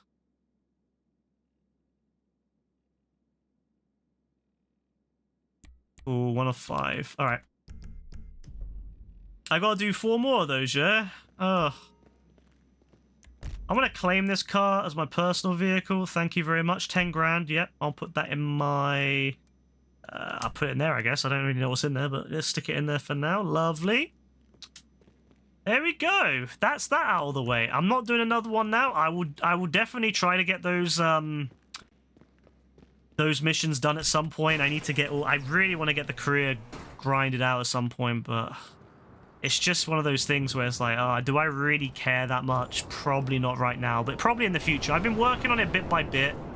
So like when I'm bored or I've got nothing else to do, or if I'm playing GTA anyway and I've got other things going on, sometimes I'll just do like 1 or 2 of them.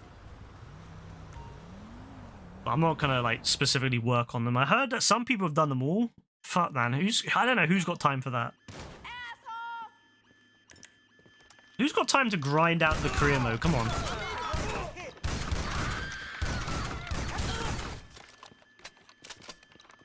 Ah, what's this? 280398. 280398. Sounds like someone's birthday. 280398. Can I see it from here? No. 280398. One of the things I'm really excited for with this next GTA is just having less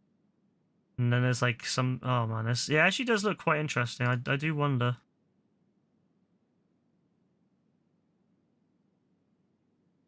Hmm. How is Stallone not in Fortnite? Maybe he doesn't want to be. Maybe he doesn't like the idea of it. I mean, I guess we'll never know unless if he says.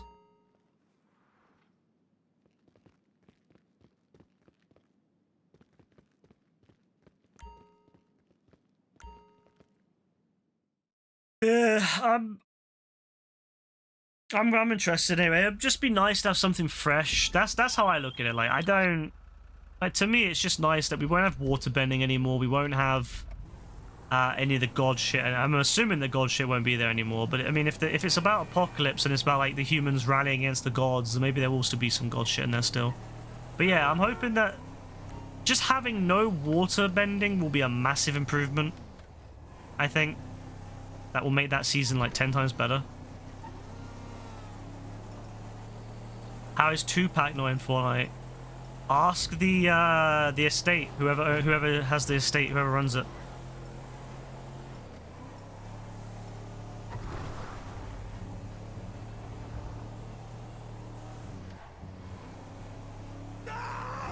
The thing is, oh, I forgot that he's in the back. Oh, well, whatever.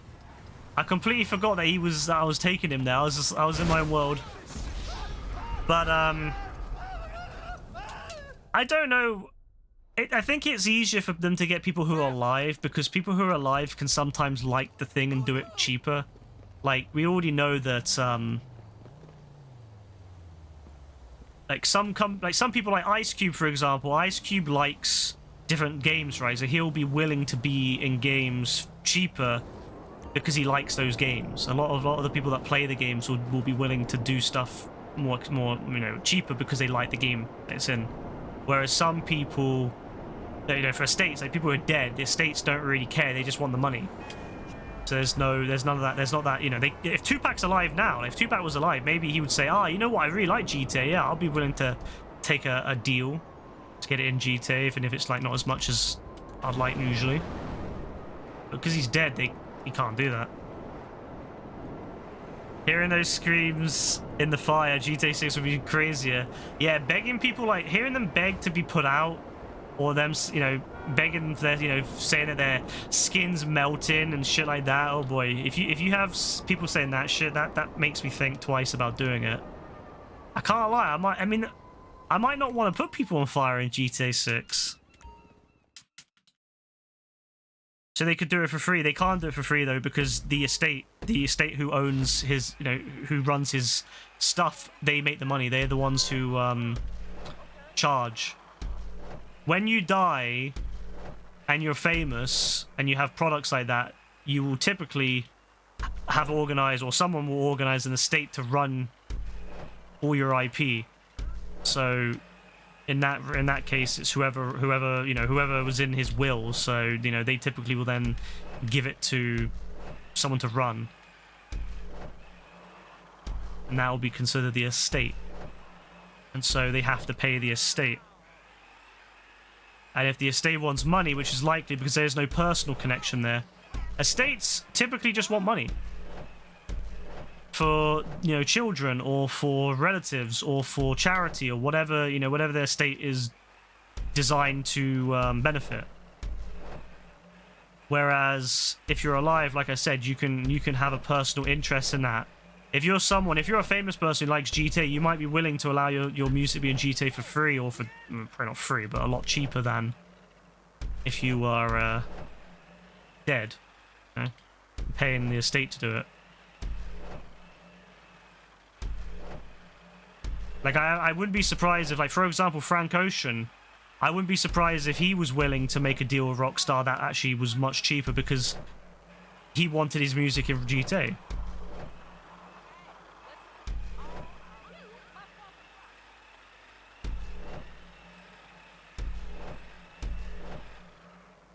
So yeah, if you're someone who likes those games, you'll be more willing to allow it for less.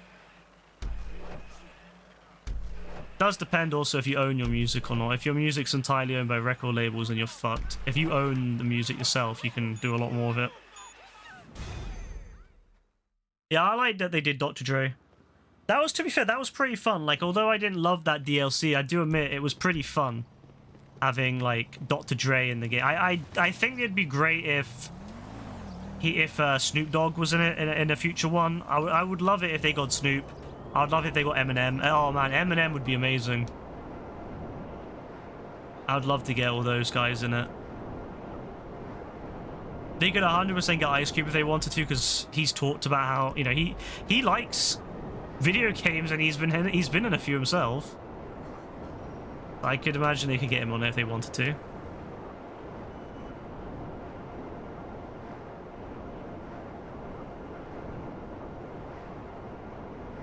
I think GTA 6 will probably...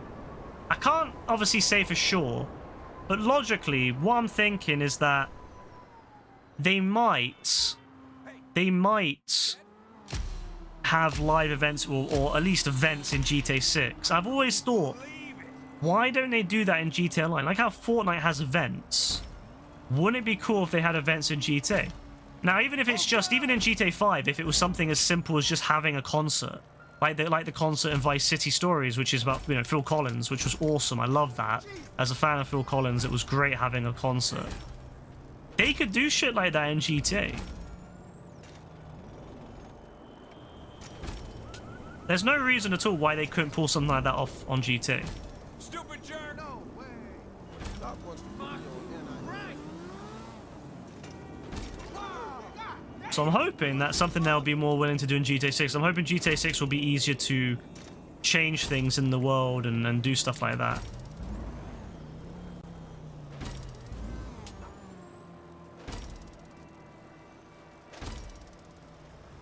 Oh, come on. Sometimes you can get... Sometimes it's quite lenient and you can just kind of miss it and still get it. Not that time, though.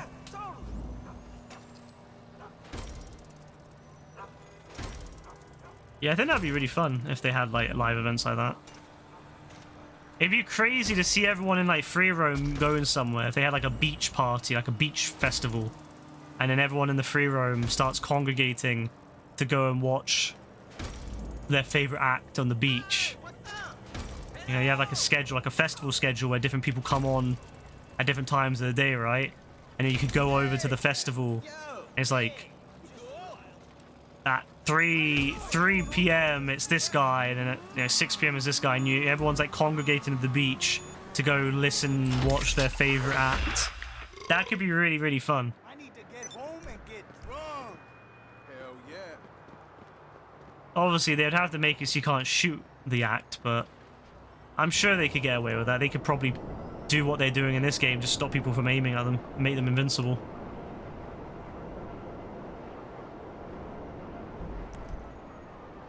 Make them out like a piece of concrete, so if you hit them, they just completely stop your car. But I think that could be really fun, especially... I think it would be a good way to combat Fortnite. Obviously not, it's not going to be the same as Fortnite's events where they, you know, they build fully customized graphics and stuff and massive crazy things, but it could still be pretty fun.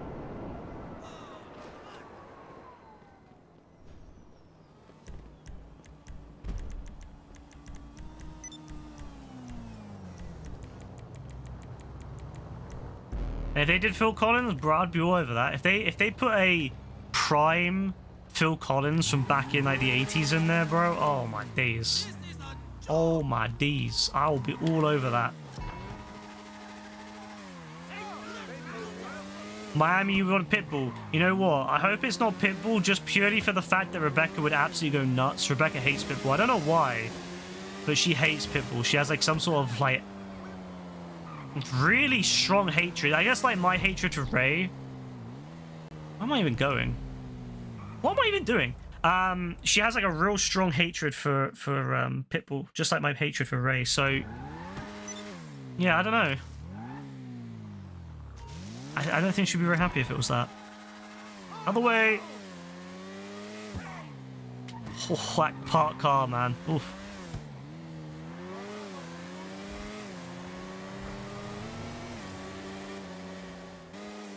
Although it would be funny, I can't lie, it would be funny hearing Should refuse to do it. I already know. If there was like a DLC or something with Pitbull, she'd be like, I'm not doing it. I don't care, I'm not doing it. Fuck Pitbull, I'm not playing that. I can see it now. I can see it now, it'd be hilarious. I'd be like, well, come on, just play it, you know, it'd be fun. But no, I'm not playing it, I don't like him.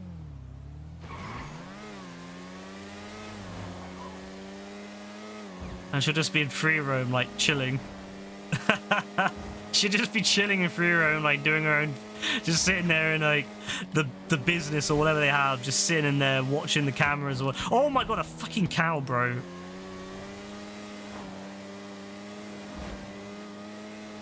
What a fucking bastard he was, trying to get in my way. Oh, you scum as well. You're very sure he'll be a radio host? Yeah, he might be. All I know is if he's a radio host, she'll turn it off. You know what's sad, actually? I just realised something. Because I stream, I won't be able to listen to the radio very much. I'll only be able to listen to it when I'm playing, like, single player. And when I come on stream on GTA Online, I'll have to, like, turn off the radio. Oh. That's kind of sad, isn't it? Oh, well.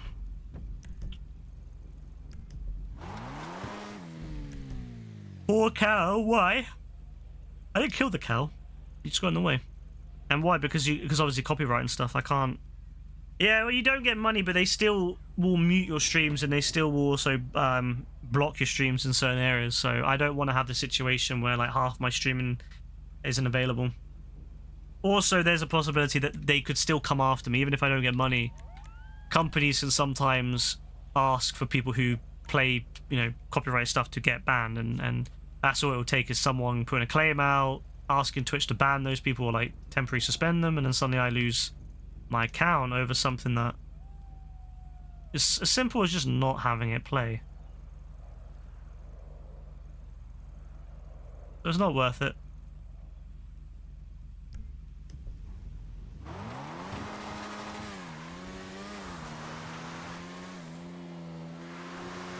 It just ain't worth the risk. Whoa! Wait, I'm already up here, right? Why not do my bunker?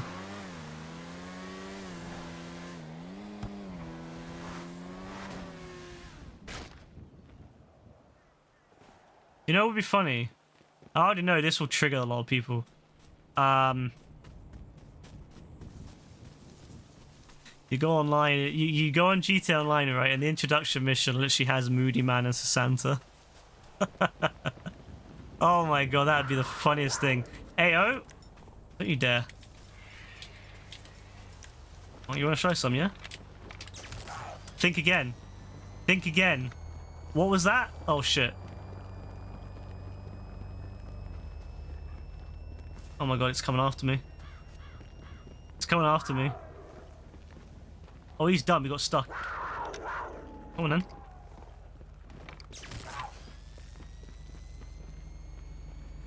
Alright, can you attack me when I'm on this? Is that doable? Can you hurt me on this? Or you're like, yeah, you can't do anything on me, are you? Can you? Come on. Yeah, you can't do fuck all now. Fuck you.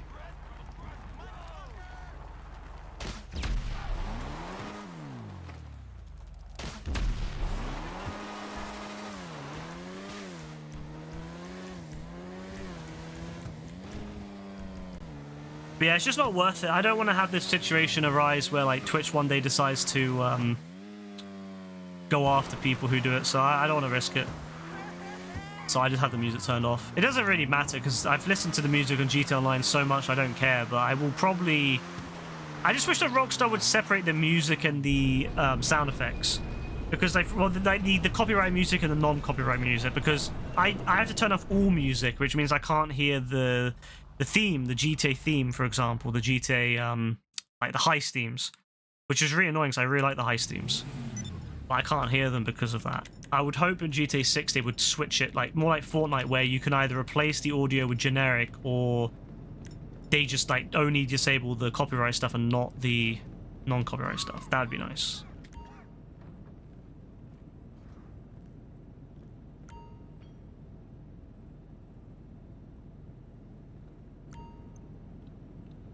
Oh, look at that. We're getting close to 500 mil on this thing. Let's sell it.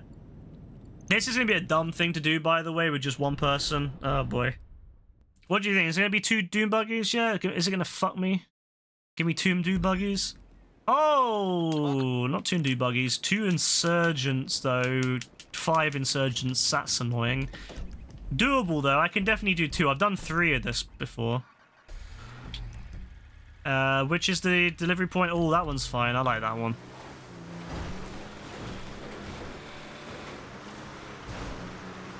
Still, though, I'm gonna have to be very quick to do this. If I lose even just 2 minutes, it could be over.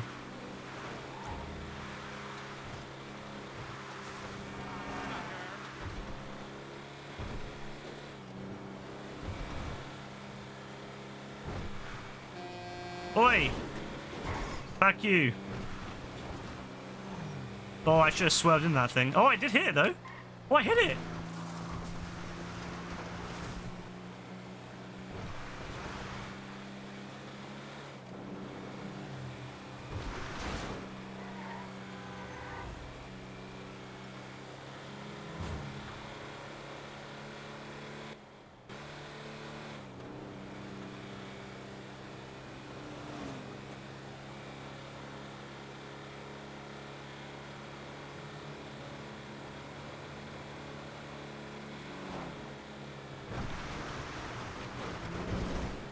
Yo, that stick drift is mad. That stick drift is mad. It makes me feel like I'm actually being taken over by an AI as well. When I was playing, back in the day when I used to play that Chaos mod on the PC version, and sometimes like the car would, it would be selected reverse direction or like, you know, something happened to my character and I can't control it anymore. And he just starts swerving all the way to the left. That's what it feels like right now. Every so often, it just swerves to the left. And they want me to pay how much for a new controller? £55? Are you kidding me, Rockstar? Not Rockstar, Sony? Are you kidding me? For a controller that breaks within a year? What's really frustrating is that a lot of the third-party controllers have better analog sticks now, right? They have better analog sticks. Hall effect sticks, which don't have the same issues with stick drift. And yet, those controllers are cheaper. They're third-party controllers, right? They're cheaper, but they have better durability. The days of cheap third-party control. I mean, there are still cheap ones, but most of the good, you can get really good third-party controls now.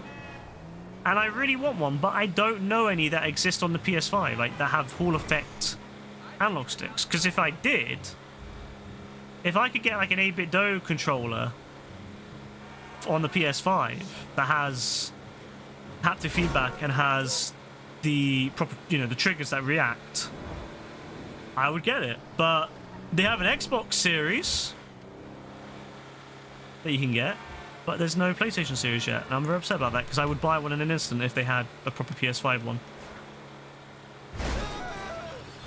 Because I hate having controllers that don't have Hall effect analog sticks. You would think that companies like Sony and all that would be really, really wanting to invest in that. But at the moment, all three of the first party companies, they don't have Hall effect analog sticks. It's actually insane to me.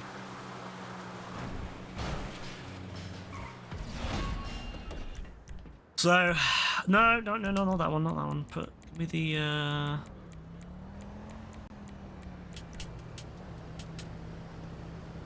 So yeah, I will have to wait on that. But if 8BitDo ever, if 8BitDo ever do a PS5 controller, I will buy it. I will buy it in an instant because I'm so fed up of having first-party DualShock 5s or DualSenses or whatever stupid name Sony wants to call them breaking. I've got 1, 2, 3. I've got 3 DualSenses that have broken. 2 of them have bad analog sticks. They have now broken from stick drift.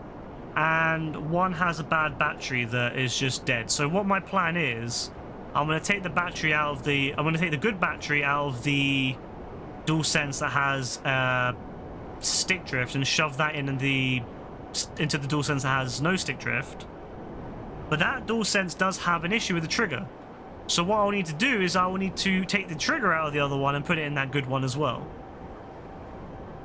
Why I have to do that with a £60 controller, I have no idea. Why Sony can't make good controllers, no idea.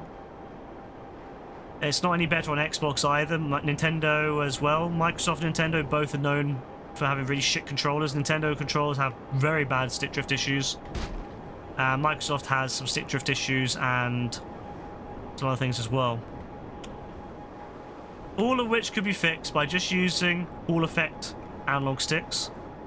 They don't have physical contacts. They use magnets.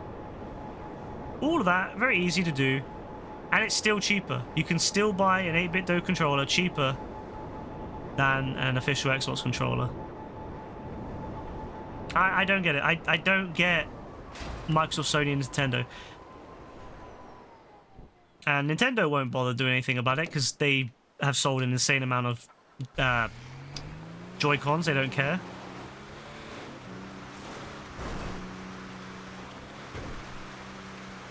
Fucking bastard, you not driving that water, I swear to God.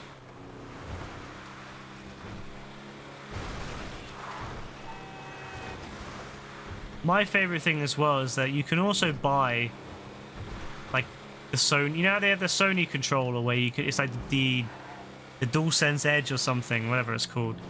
And it's like 200 quid and you can change the analog sticks in it. I'm like, oh, that's lovely, but I'm not paying £200 so I don't have to replace the analog sticks every 6 months because they're the same cheap shit that they use in the normal DualSense.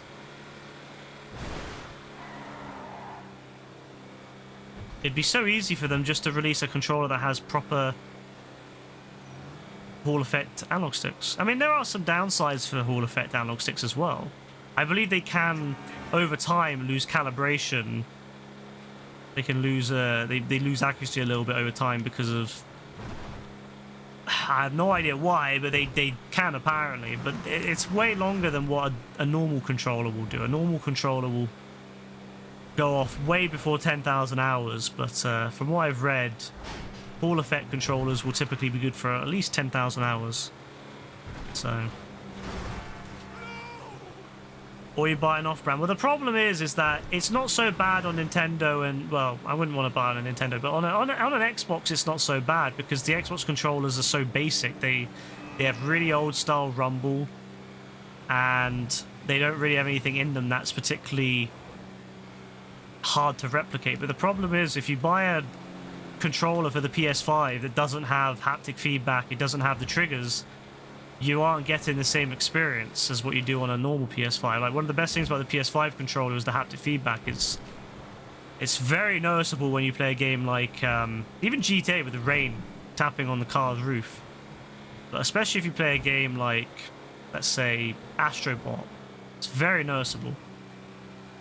And the triggers, of course, the triggers fighting back is great if you're using a bow or arrow and you can feel the trigger becoming more resistant.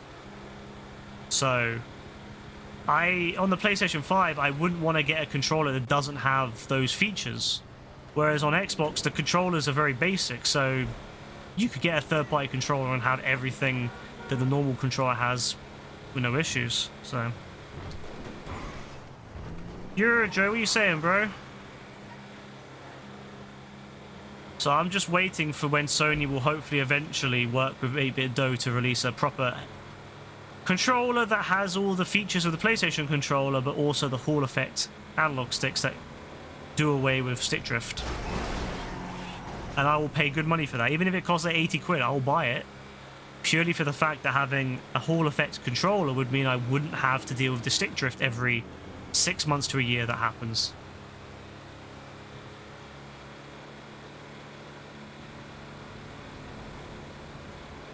Consumers shouldn't need to take apart their controllers every 6 months to a year to clean them, to make sure they don't get issues. It's such stupid. The Switch had stick drift when it first came out. The Switch still does have stick issues, to be honest with you. They reduced it, but it's still there. The problem with the Switch as well is because of how shallow the analog sticks are there. Because they're so shallow, it becomes more problematic than the traditional analog sticks of the other consoles. They typically will last a little bit longer, but the Switch ones are really bad. You never had stick drift. You're very lucky. You're very lucky that you didn't. They're so bad on the Switch. There's multiple cases against them in the EU for producing faulty controllers.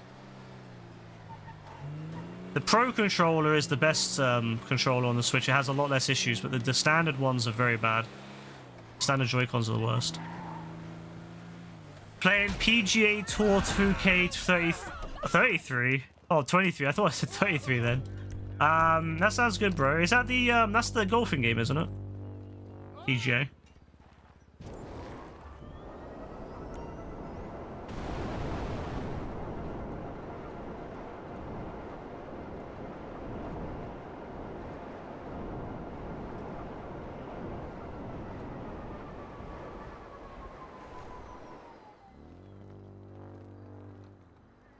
Tiger Woods PGA Tour 09. Yeah, when it was called Tiger Woods back in the good old days, before Tiger Woods became a weirdo. Well, he was always a weirdo, but before he got caught for being a weirdo.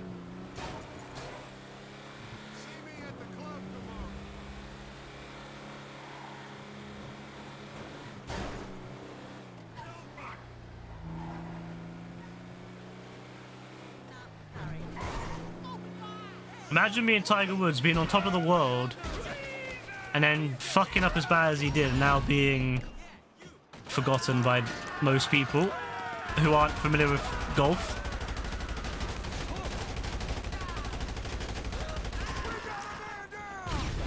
Did it really go through the window? Oh my god. You lucky bastard.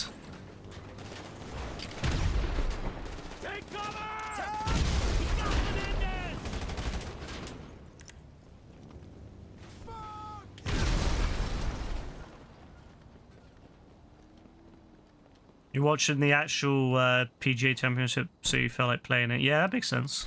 Makes sense. He's so shit at golf now. Yeah, he's really bad now. Silly bastard. What a silly bastard, you know. Wait, why am I going down here? Ah, whatever. 153 man literally got cut from the final. Bro, imagine being cut from the final like that. Now, that's such a shit way to go out, like. You know what? I would say I feel bad for it, but it's his own fault. That's his own fault. He shouldn't have been a dumbass.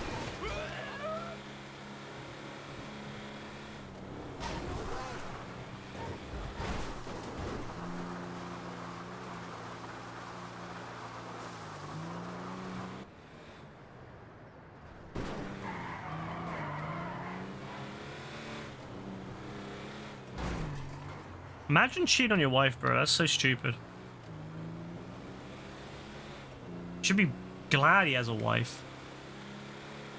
And if you don't like your wife, then why marry her? But if you find out later on you don't like her, then divorce her, bro, and then go and fuck someone else. It's not that difficult.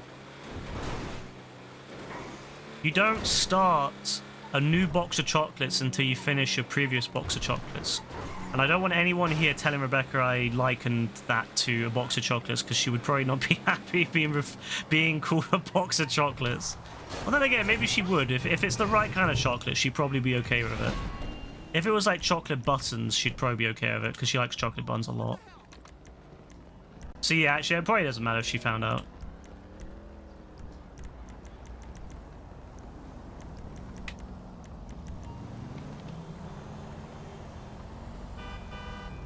All you know is a bro cheat on his hot wife. And he also got caught, like, speeding, or he crashed his car or something. Some dumb shit like that. And that kind of all led to everything coming out, and then, yeah. Bro's an idiot.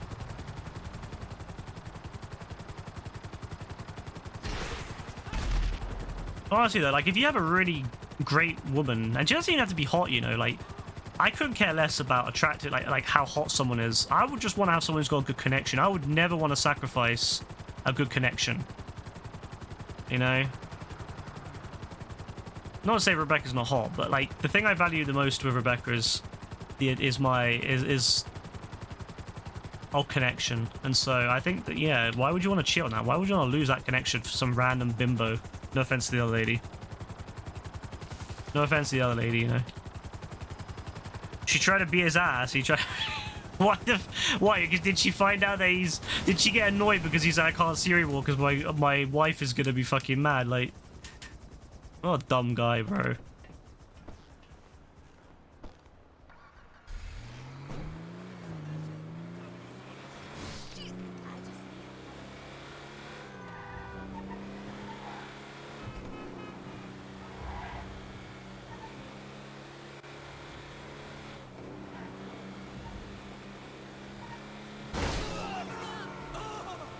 Imagine drive-bys in real life. Because little kids try to imitate GTA. I mean, you just go to somewhere in... You know, just go to, like, South Central LA or go to, like, the hood, or as JB always says, go to the hood. Go to, like, fucking Detroit. You'll find plenty of that shit there. I always love watching videos of people, like, walking and driving around Detroit because there's so many shady-ass motherfuckers, like, driving around looking for them. And cars will just stop in the middle of the street. It's like, what the fuck is wrong with these people? Why do people actively want to live somewhere like that? Like, actually try to make their area so shit that they... Like, bro, if you want to live in a war zone, go live somewhere, like, in a country that's full of war. Why would you want to bring that shit to your own country? Bozos.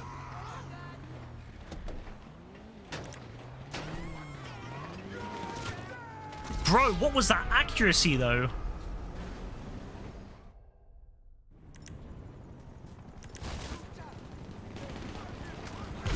Don't give me the accuracy.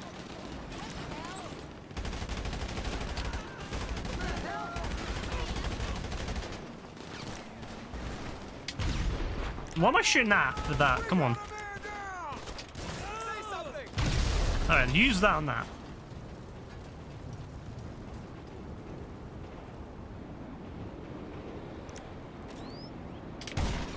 Yeah, I mean, anywhere that's full of people that love guns and enjoy committing crimes, yeah, you know, just go there and you'll find plenty of that, you know. You'll find plenty of people who who seemingly like to drive around with nothing better to do and shooting people.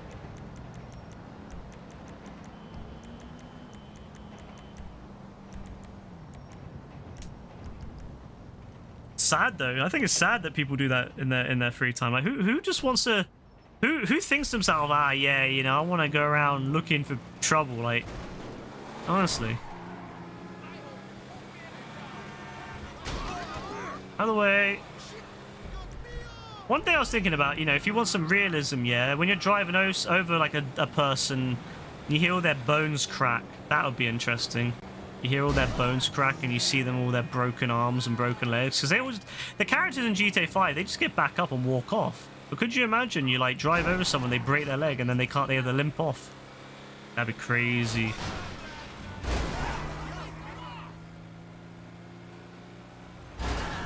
Other way. Sorry, son.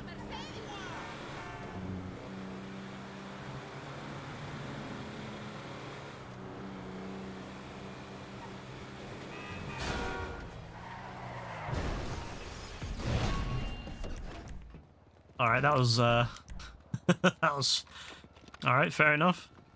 The way that the car just stopped and then the guy was looking at it. Because in America you can't get a job from a mistake you make as a young fella. I mean, you're not wrong. There's a lot of stupid shit in America like that. You do something dumb and then you end up permanently like unable to find good jobs.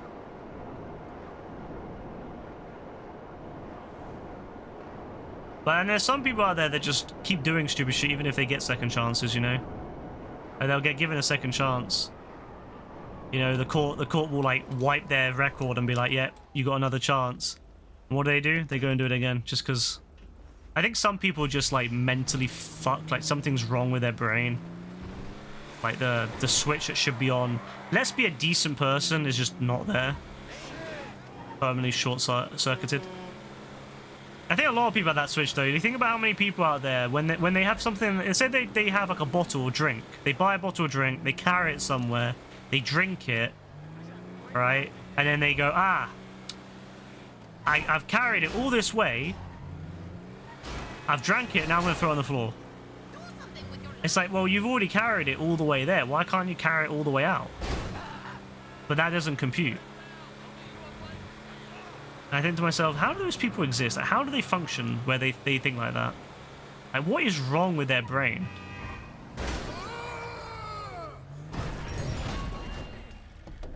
Like, what the fuck is wrong with their brain?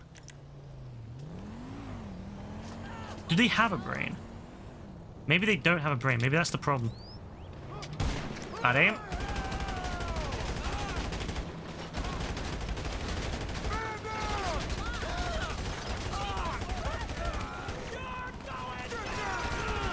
I'm gonna die. 3, 2, 1. Oh, didn't kill me. There you go.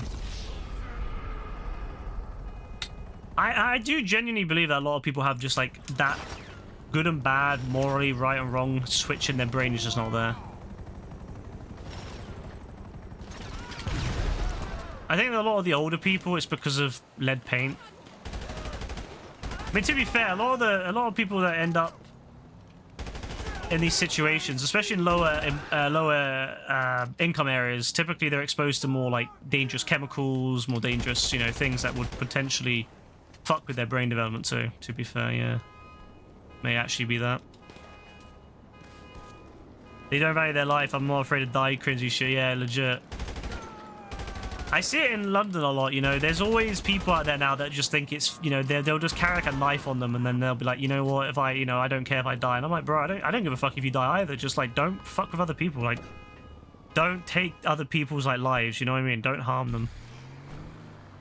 Yeah, JB, what are you saying, bro? I'm fine, thanks. How are you? Speaking of the most dangerous thug in history, JB. Nah, bro said he's gonna... Bro legit said to AF that he knows how to kick him offline, DDoS him, and then he said he's gonna kill him. Bro said he's gonna kill AF, like legit. Give him stitches and kill him. Like, bro's like a fucking savage like that, like...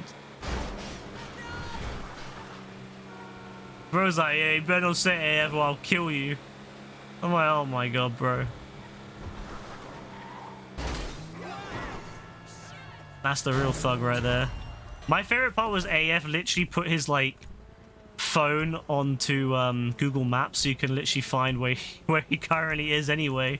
He was like, yeah, he literally said, yeah, come to my house then, and gave him the fucking, basically just told him his like location. Crazy, man, crazy. Fuck, I haven't got my bike. Press the mark 1 yet?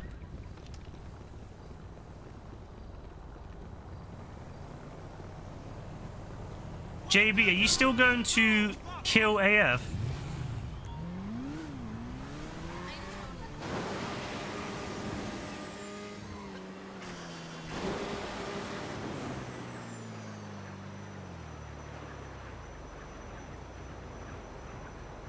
Nah. Why the sudden change of heart?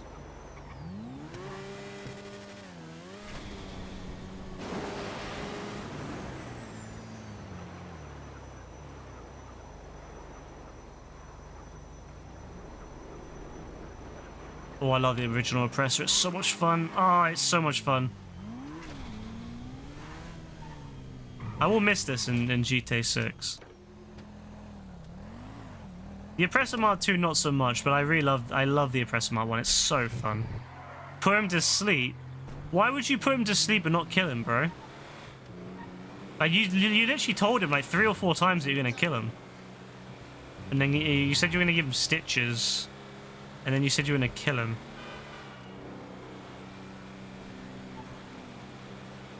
There's a BBC Canada, a BBC America, and a BBC World, and tons of BBCs on UK. There's a lot of BBCs on Pornhub too.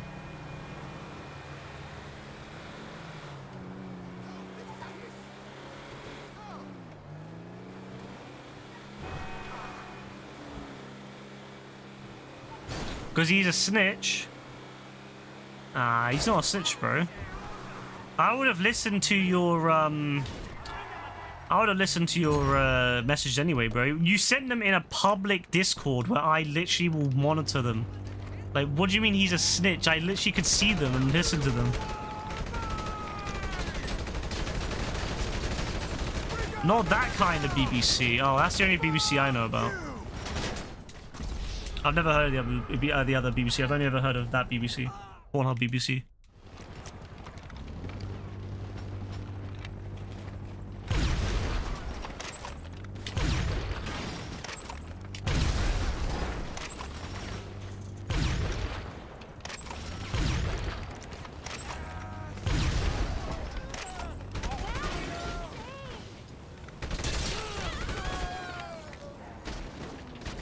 Oh my days. I'll run over. Oh, hello. I see you over there. You're gonna kill me, aren't you? Oh, maybe not. Alright, that was fun, wasn't it? I really enjoyed that. Leave the area. Ooh, 367, yeah? Yeah, we're making money. We're making money right now. Let's see what the Acid Lab's saying, yeah? Request a Gazavan.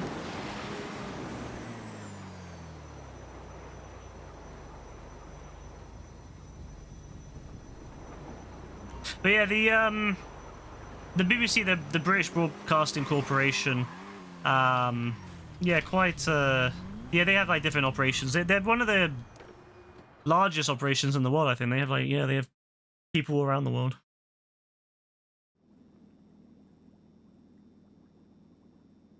And they've also sold out Doctor Who to the Americans, which really annoys me, but what can you do? Can't always have it all way. Still here, friend.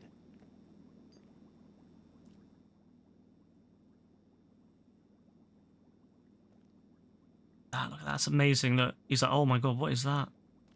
My guy is mesmerized.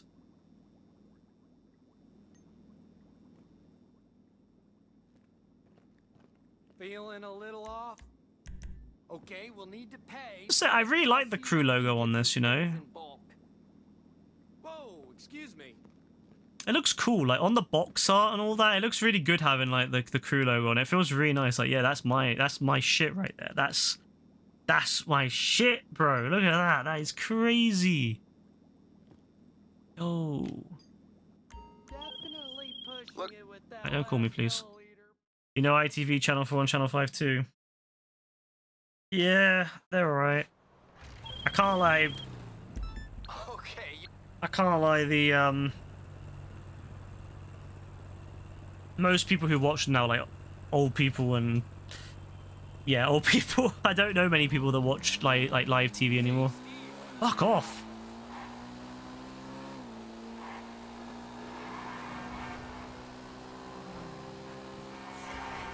I hate this shit. I hate how it keeps turning. Who has cable in 2024? That's a good point. I haven't had cable. To be fair though, I've not had cable in years. But we got rid of our satellite, our paid satellite service. Fuck off. We got rid of our paid satellite service in 2017, I think it was. And then we've just been using FreeSat and Freeview for the last some years. But I don't use it myself. I don't use it. No one I know my age uses it, other than I guess Caitlin. Then most people just move to streaming services. But even then, I can't lie, I barely watch those either. So the thing I watch more than any is YouTube Premium. It's the reason I have YouTube Premium is because I actually watch a lot more YouTube than everything else. Like I'll happily pay like £12 a month or whatever because I actually use it a lot. Whereas I never watch like Netflix and other stuff like that.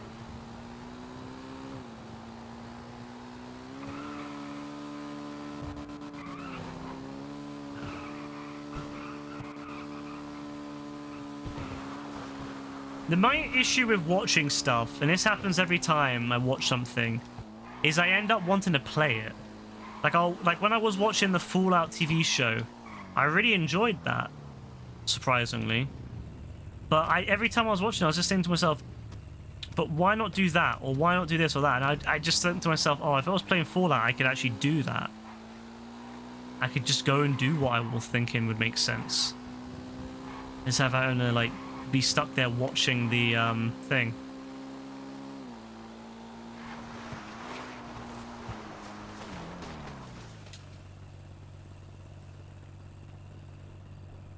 You only watch it because your dad pays for it. If your dad pays for it, it makes sense. I mean, that was pretty much why we had it as well, is that my family paid for it and I just was there, so I watched it, but eventually they were like, oh, this, you know, this is getting quite expensive. And I remember saying to them, well, I really don't care. Like, I don't need it. And if you don't care about it, which, you know, you don't, we can just get rid of it. And so we got rid of it. And that's how it's been for the rest of time.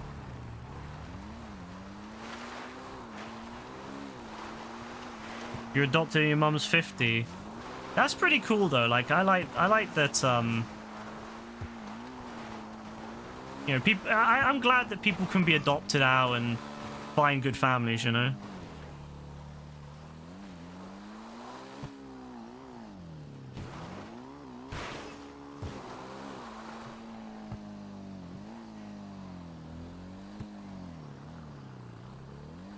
A lot of people take it for granted, you know, that they have a good family, or even a family, you know. A lot of people do take that for granted, so that's cool. As much as my family pisses me off sometimes, I swear, man. Sometimes I'm like, why the fuck, man? Why do I have them? But deep down, you know, deep down you do appreciate them. Ugh. Can't believe I'm saying that. So they fucking trigger me, bro. Like all my family members, like fucking mad conservative. They trigger the fuck out of me because I've got to deal with them whenever we're like just talking, whenever we're just chilling, and then like something comes on the TV about like people crossing the English Channel on boats. Oh my god, bro, I can't even just chill. We can't even just chill, have a nice chat. Oh no, these people come up on the channel, crossing the channel. I'm like, oh no, here it goes. Oh, we need to get rid of them. We need to stop them. We should send them back to France to shoot their boats. You know what I mean? But they are family, and I do appreciate everything they've done for me, you know. It's complicated. I think that's the best way to say with every family, right? It's complicated. It's complicated.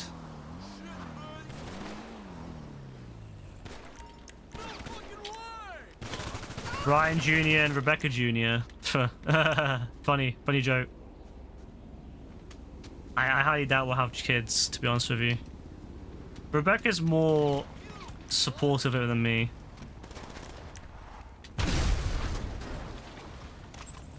I want to be... But we're both logical in that sense, and it's very much of, we're not going to have kids until if we can afford it. It's not just like a little bit of affordability. It's, you know, we have to be able to actually be able to afford not only our lives, but also the lives of them, of a child that, and in a decent way. I don't want to bring child into poverty, you know. I don't want a child to live in poverty. I want to be able to bring my child up so they can at least, you know, they can have new clothes and, you know, food, good food, you know, healthy food, not the kind of food I eat, because the food I eat is shit.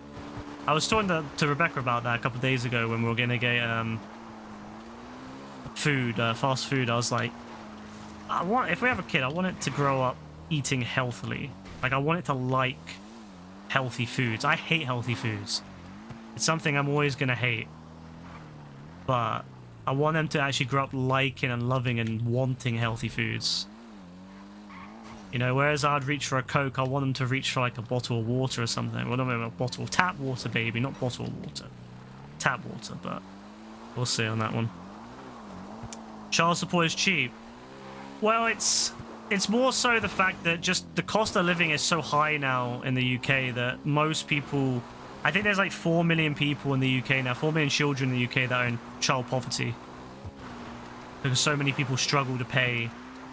I think the majority of the British population is, or the working population is on benefits in some form whilst working, which is another reason why it makes me laugh when they talk about cutting benefits. I'm like, you do realize the majority of people are working, right? Like, your own statistics, your own data says that the majority of people collecting your benefit system or using your benefit system is literally people in work. So when they say we want people to get into work so they're not on benefits, that's a damn lie.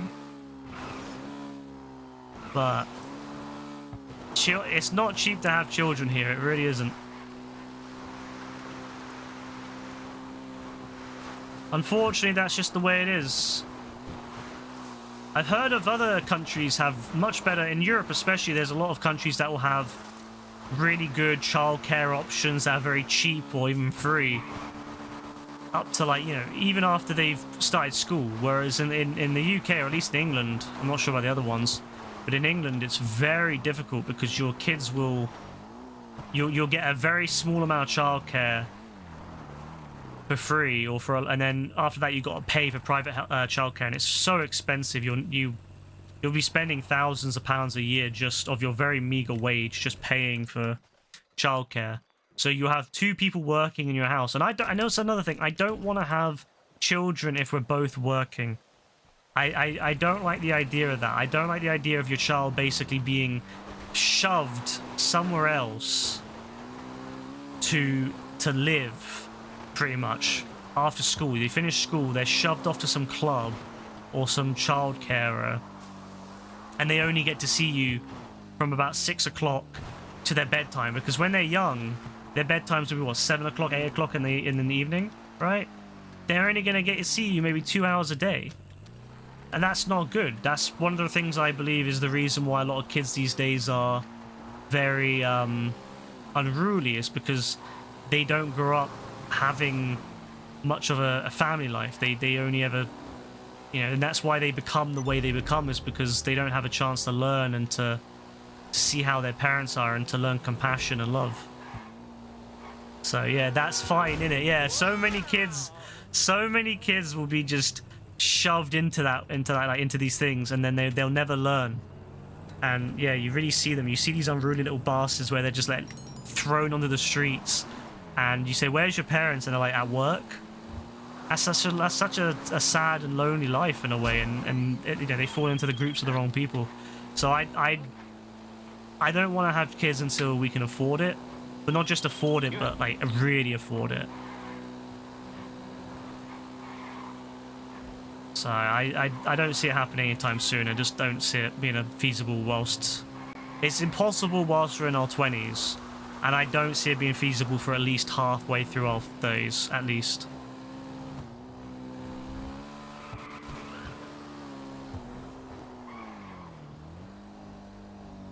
You love anything that's not fruit or vegetables? I used to hate fruit and vegetables. I still don't love them, but I can tolerate them now. One of my favorite things while getting older is your taste buds weaken. So things like broccoli, I used to hate broccoli, but I can tolerate it now. But I don't particularly like it. Like, someone says to me, you can have a McDonald's or a KFC or a Burger King or whatever you want, or a healthy meal cooked at home. I'm like, I'll have the other one. That's my issue. But I want my kid to grow up wanting that healthy meal. I want my kid to grow up saying, you know what, I don't really care about the Burger King. I would rather have the healthy home cooked meal. So I'm not going to restrict my child from things. I'm not going to say to him, you can't have fizzy drinks, you can't have Burger King, McDonald's, KFC, whatever. I'm not going to say that, because I think that's bad. I don't think restricting people is a good idea, because it means that when they get older, they're going to be like, oh yeah, I want that. But I think I want to try to make it so it's a healthy balance where they'll have it, but they prefer, or ideally prefer, having the other stuff. So they can learn their own control, not being forced upon them. I want them to grow up learning and how to maintain and manage their own life, and, you know, have the freedom. I want to be not too freeing. I don't want to like just say, yeah, you learn how to be yourself, but I want to give them the freedom. I want to be firm, but fairly freeing. So I want them to be able to learn their own limits and learn their own, you know, learn what works for them. Like, same thing with alcohol. I'm not going to say to them, you can't have alcohol. I'm not going to just fill them up with alcohol and say, yeah, you can have anything you want. But I'm going to say to them, I'm going to try to introduce them to the idea of alcohol so that they can try it and they can kind of understand and see why it's not, you know, the exciting thing that a lot of kids grow up and they try, you know, they're really excited to have alcohol and they sneak alcohol and all this shit. And then they get to the age of 18 or 21 in America and they just go mad with it because they've never had it before. And it's like, you know, it's so cool because it's alcohol. But if, you know, I grew up drinking wine, bro. I grew up drinking wine. I've said it before. I literally got given wine as a 7-year-old, bro. And I never grew up really interested in alcohol because I had it. And I was like, when I got older and people started drinking alcohol, I was like, well, what's so special about it? Like, the feeling is shit. And it tastes not that great. I mean, the wine's okay if you have a nice expensive one, but I don't particularly love it. And so I never got into drinking like a lot of people did. Whereas I feel if I wasn't given that, or if I wasn't given the opportunity to explore that, I would have probably been like my other friends. And yeah, like let them learn, give them advice. I want to be firm. I want to say, you know, I want to give them like some set rules, but how they respond within those rules is up to them. That's my ideal. I want to give them like a set of rules, you know, but you can how you operate within that guidelines is up to you. How you do it is up to you. And if you fuck something up, it's up to you to fix it. But I will be there if you can't fix it. Like I said to Rebecca before, if our kid goes out and gets drunk, I'm not gonna want them to hide it from me. I would rather they call us and say, hey, look, we're drunk, so we can either drive over there if we drive by then, or we can come and collect them, or whatever. I don't want my kid to be fearful of that. I don't want my kid to be hiding from me. I want my kid to be able to say, hey, look, yeah, we got drunk, we went a bit too far with it, you know, and we'll go and pick them up, we'll get them, you know, we'll get them back, and we'll have a talk about it next day. You know, let them sleep it off, and then we'll have a talk with them the next day about why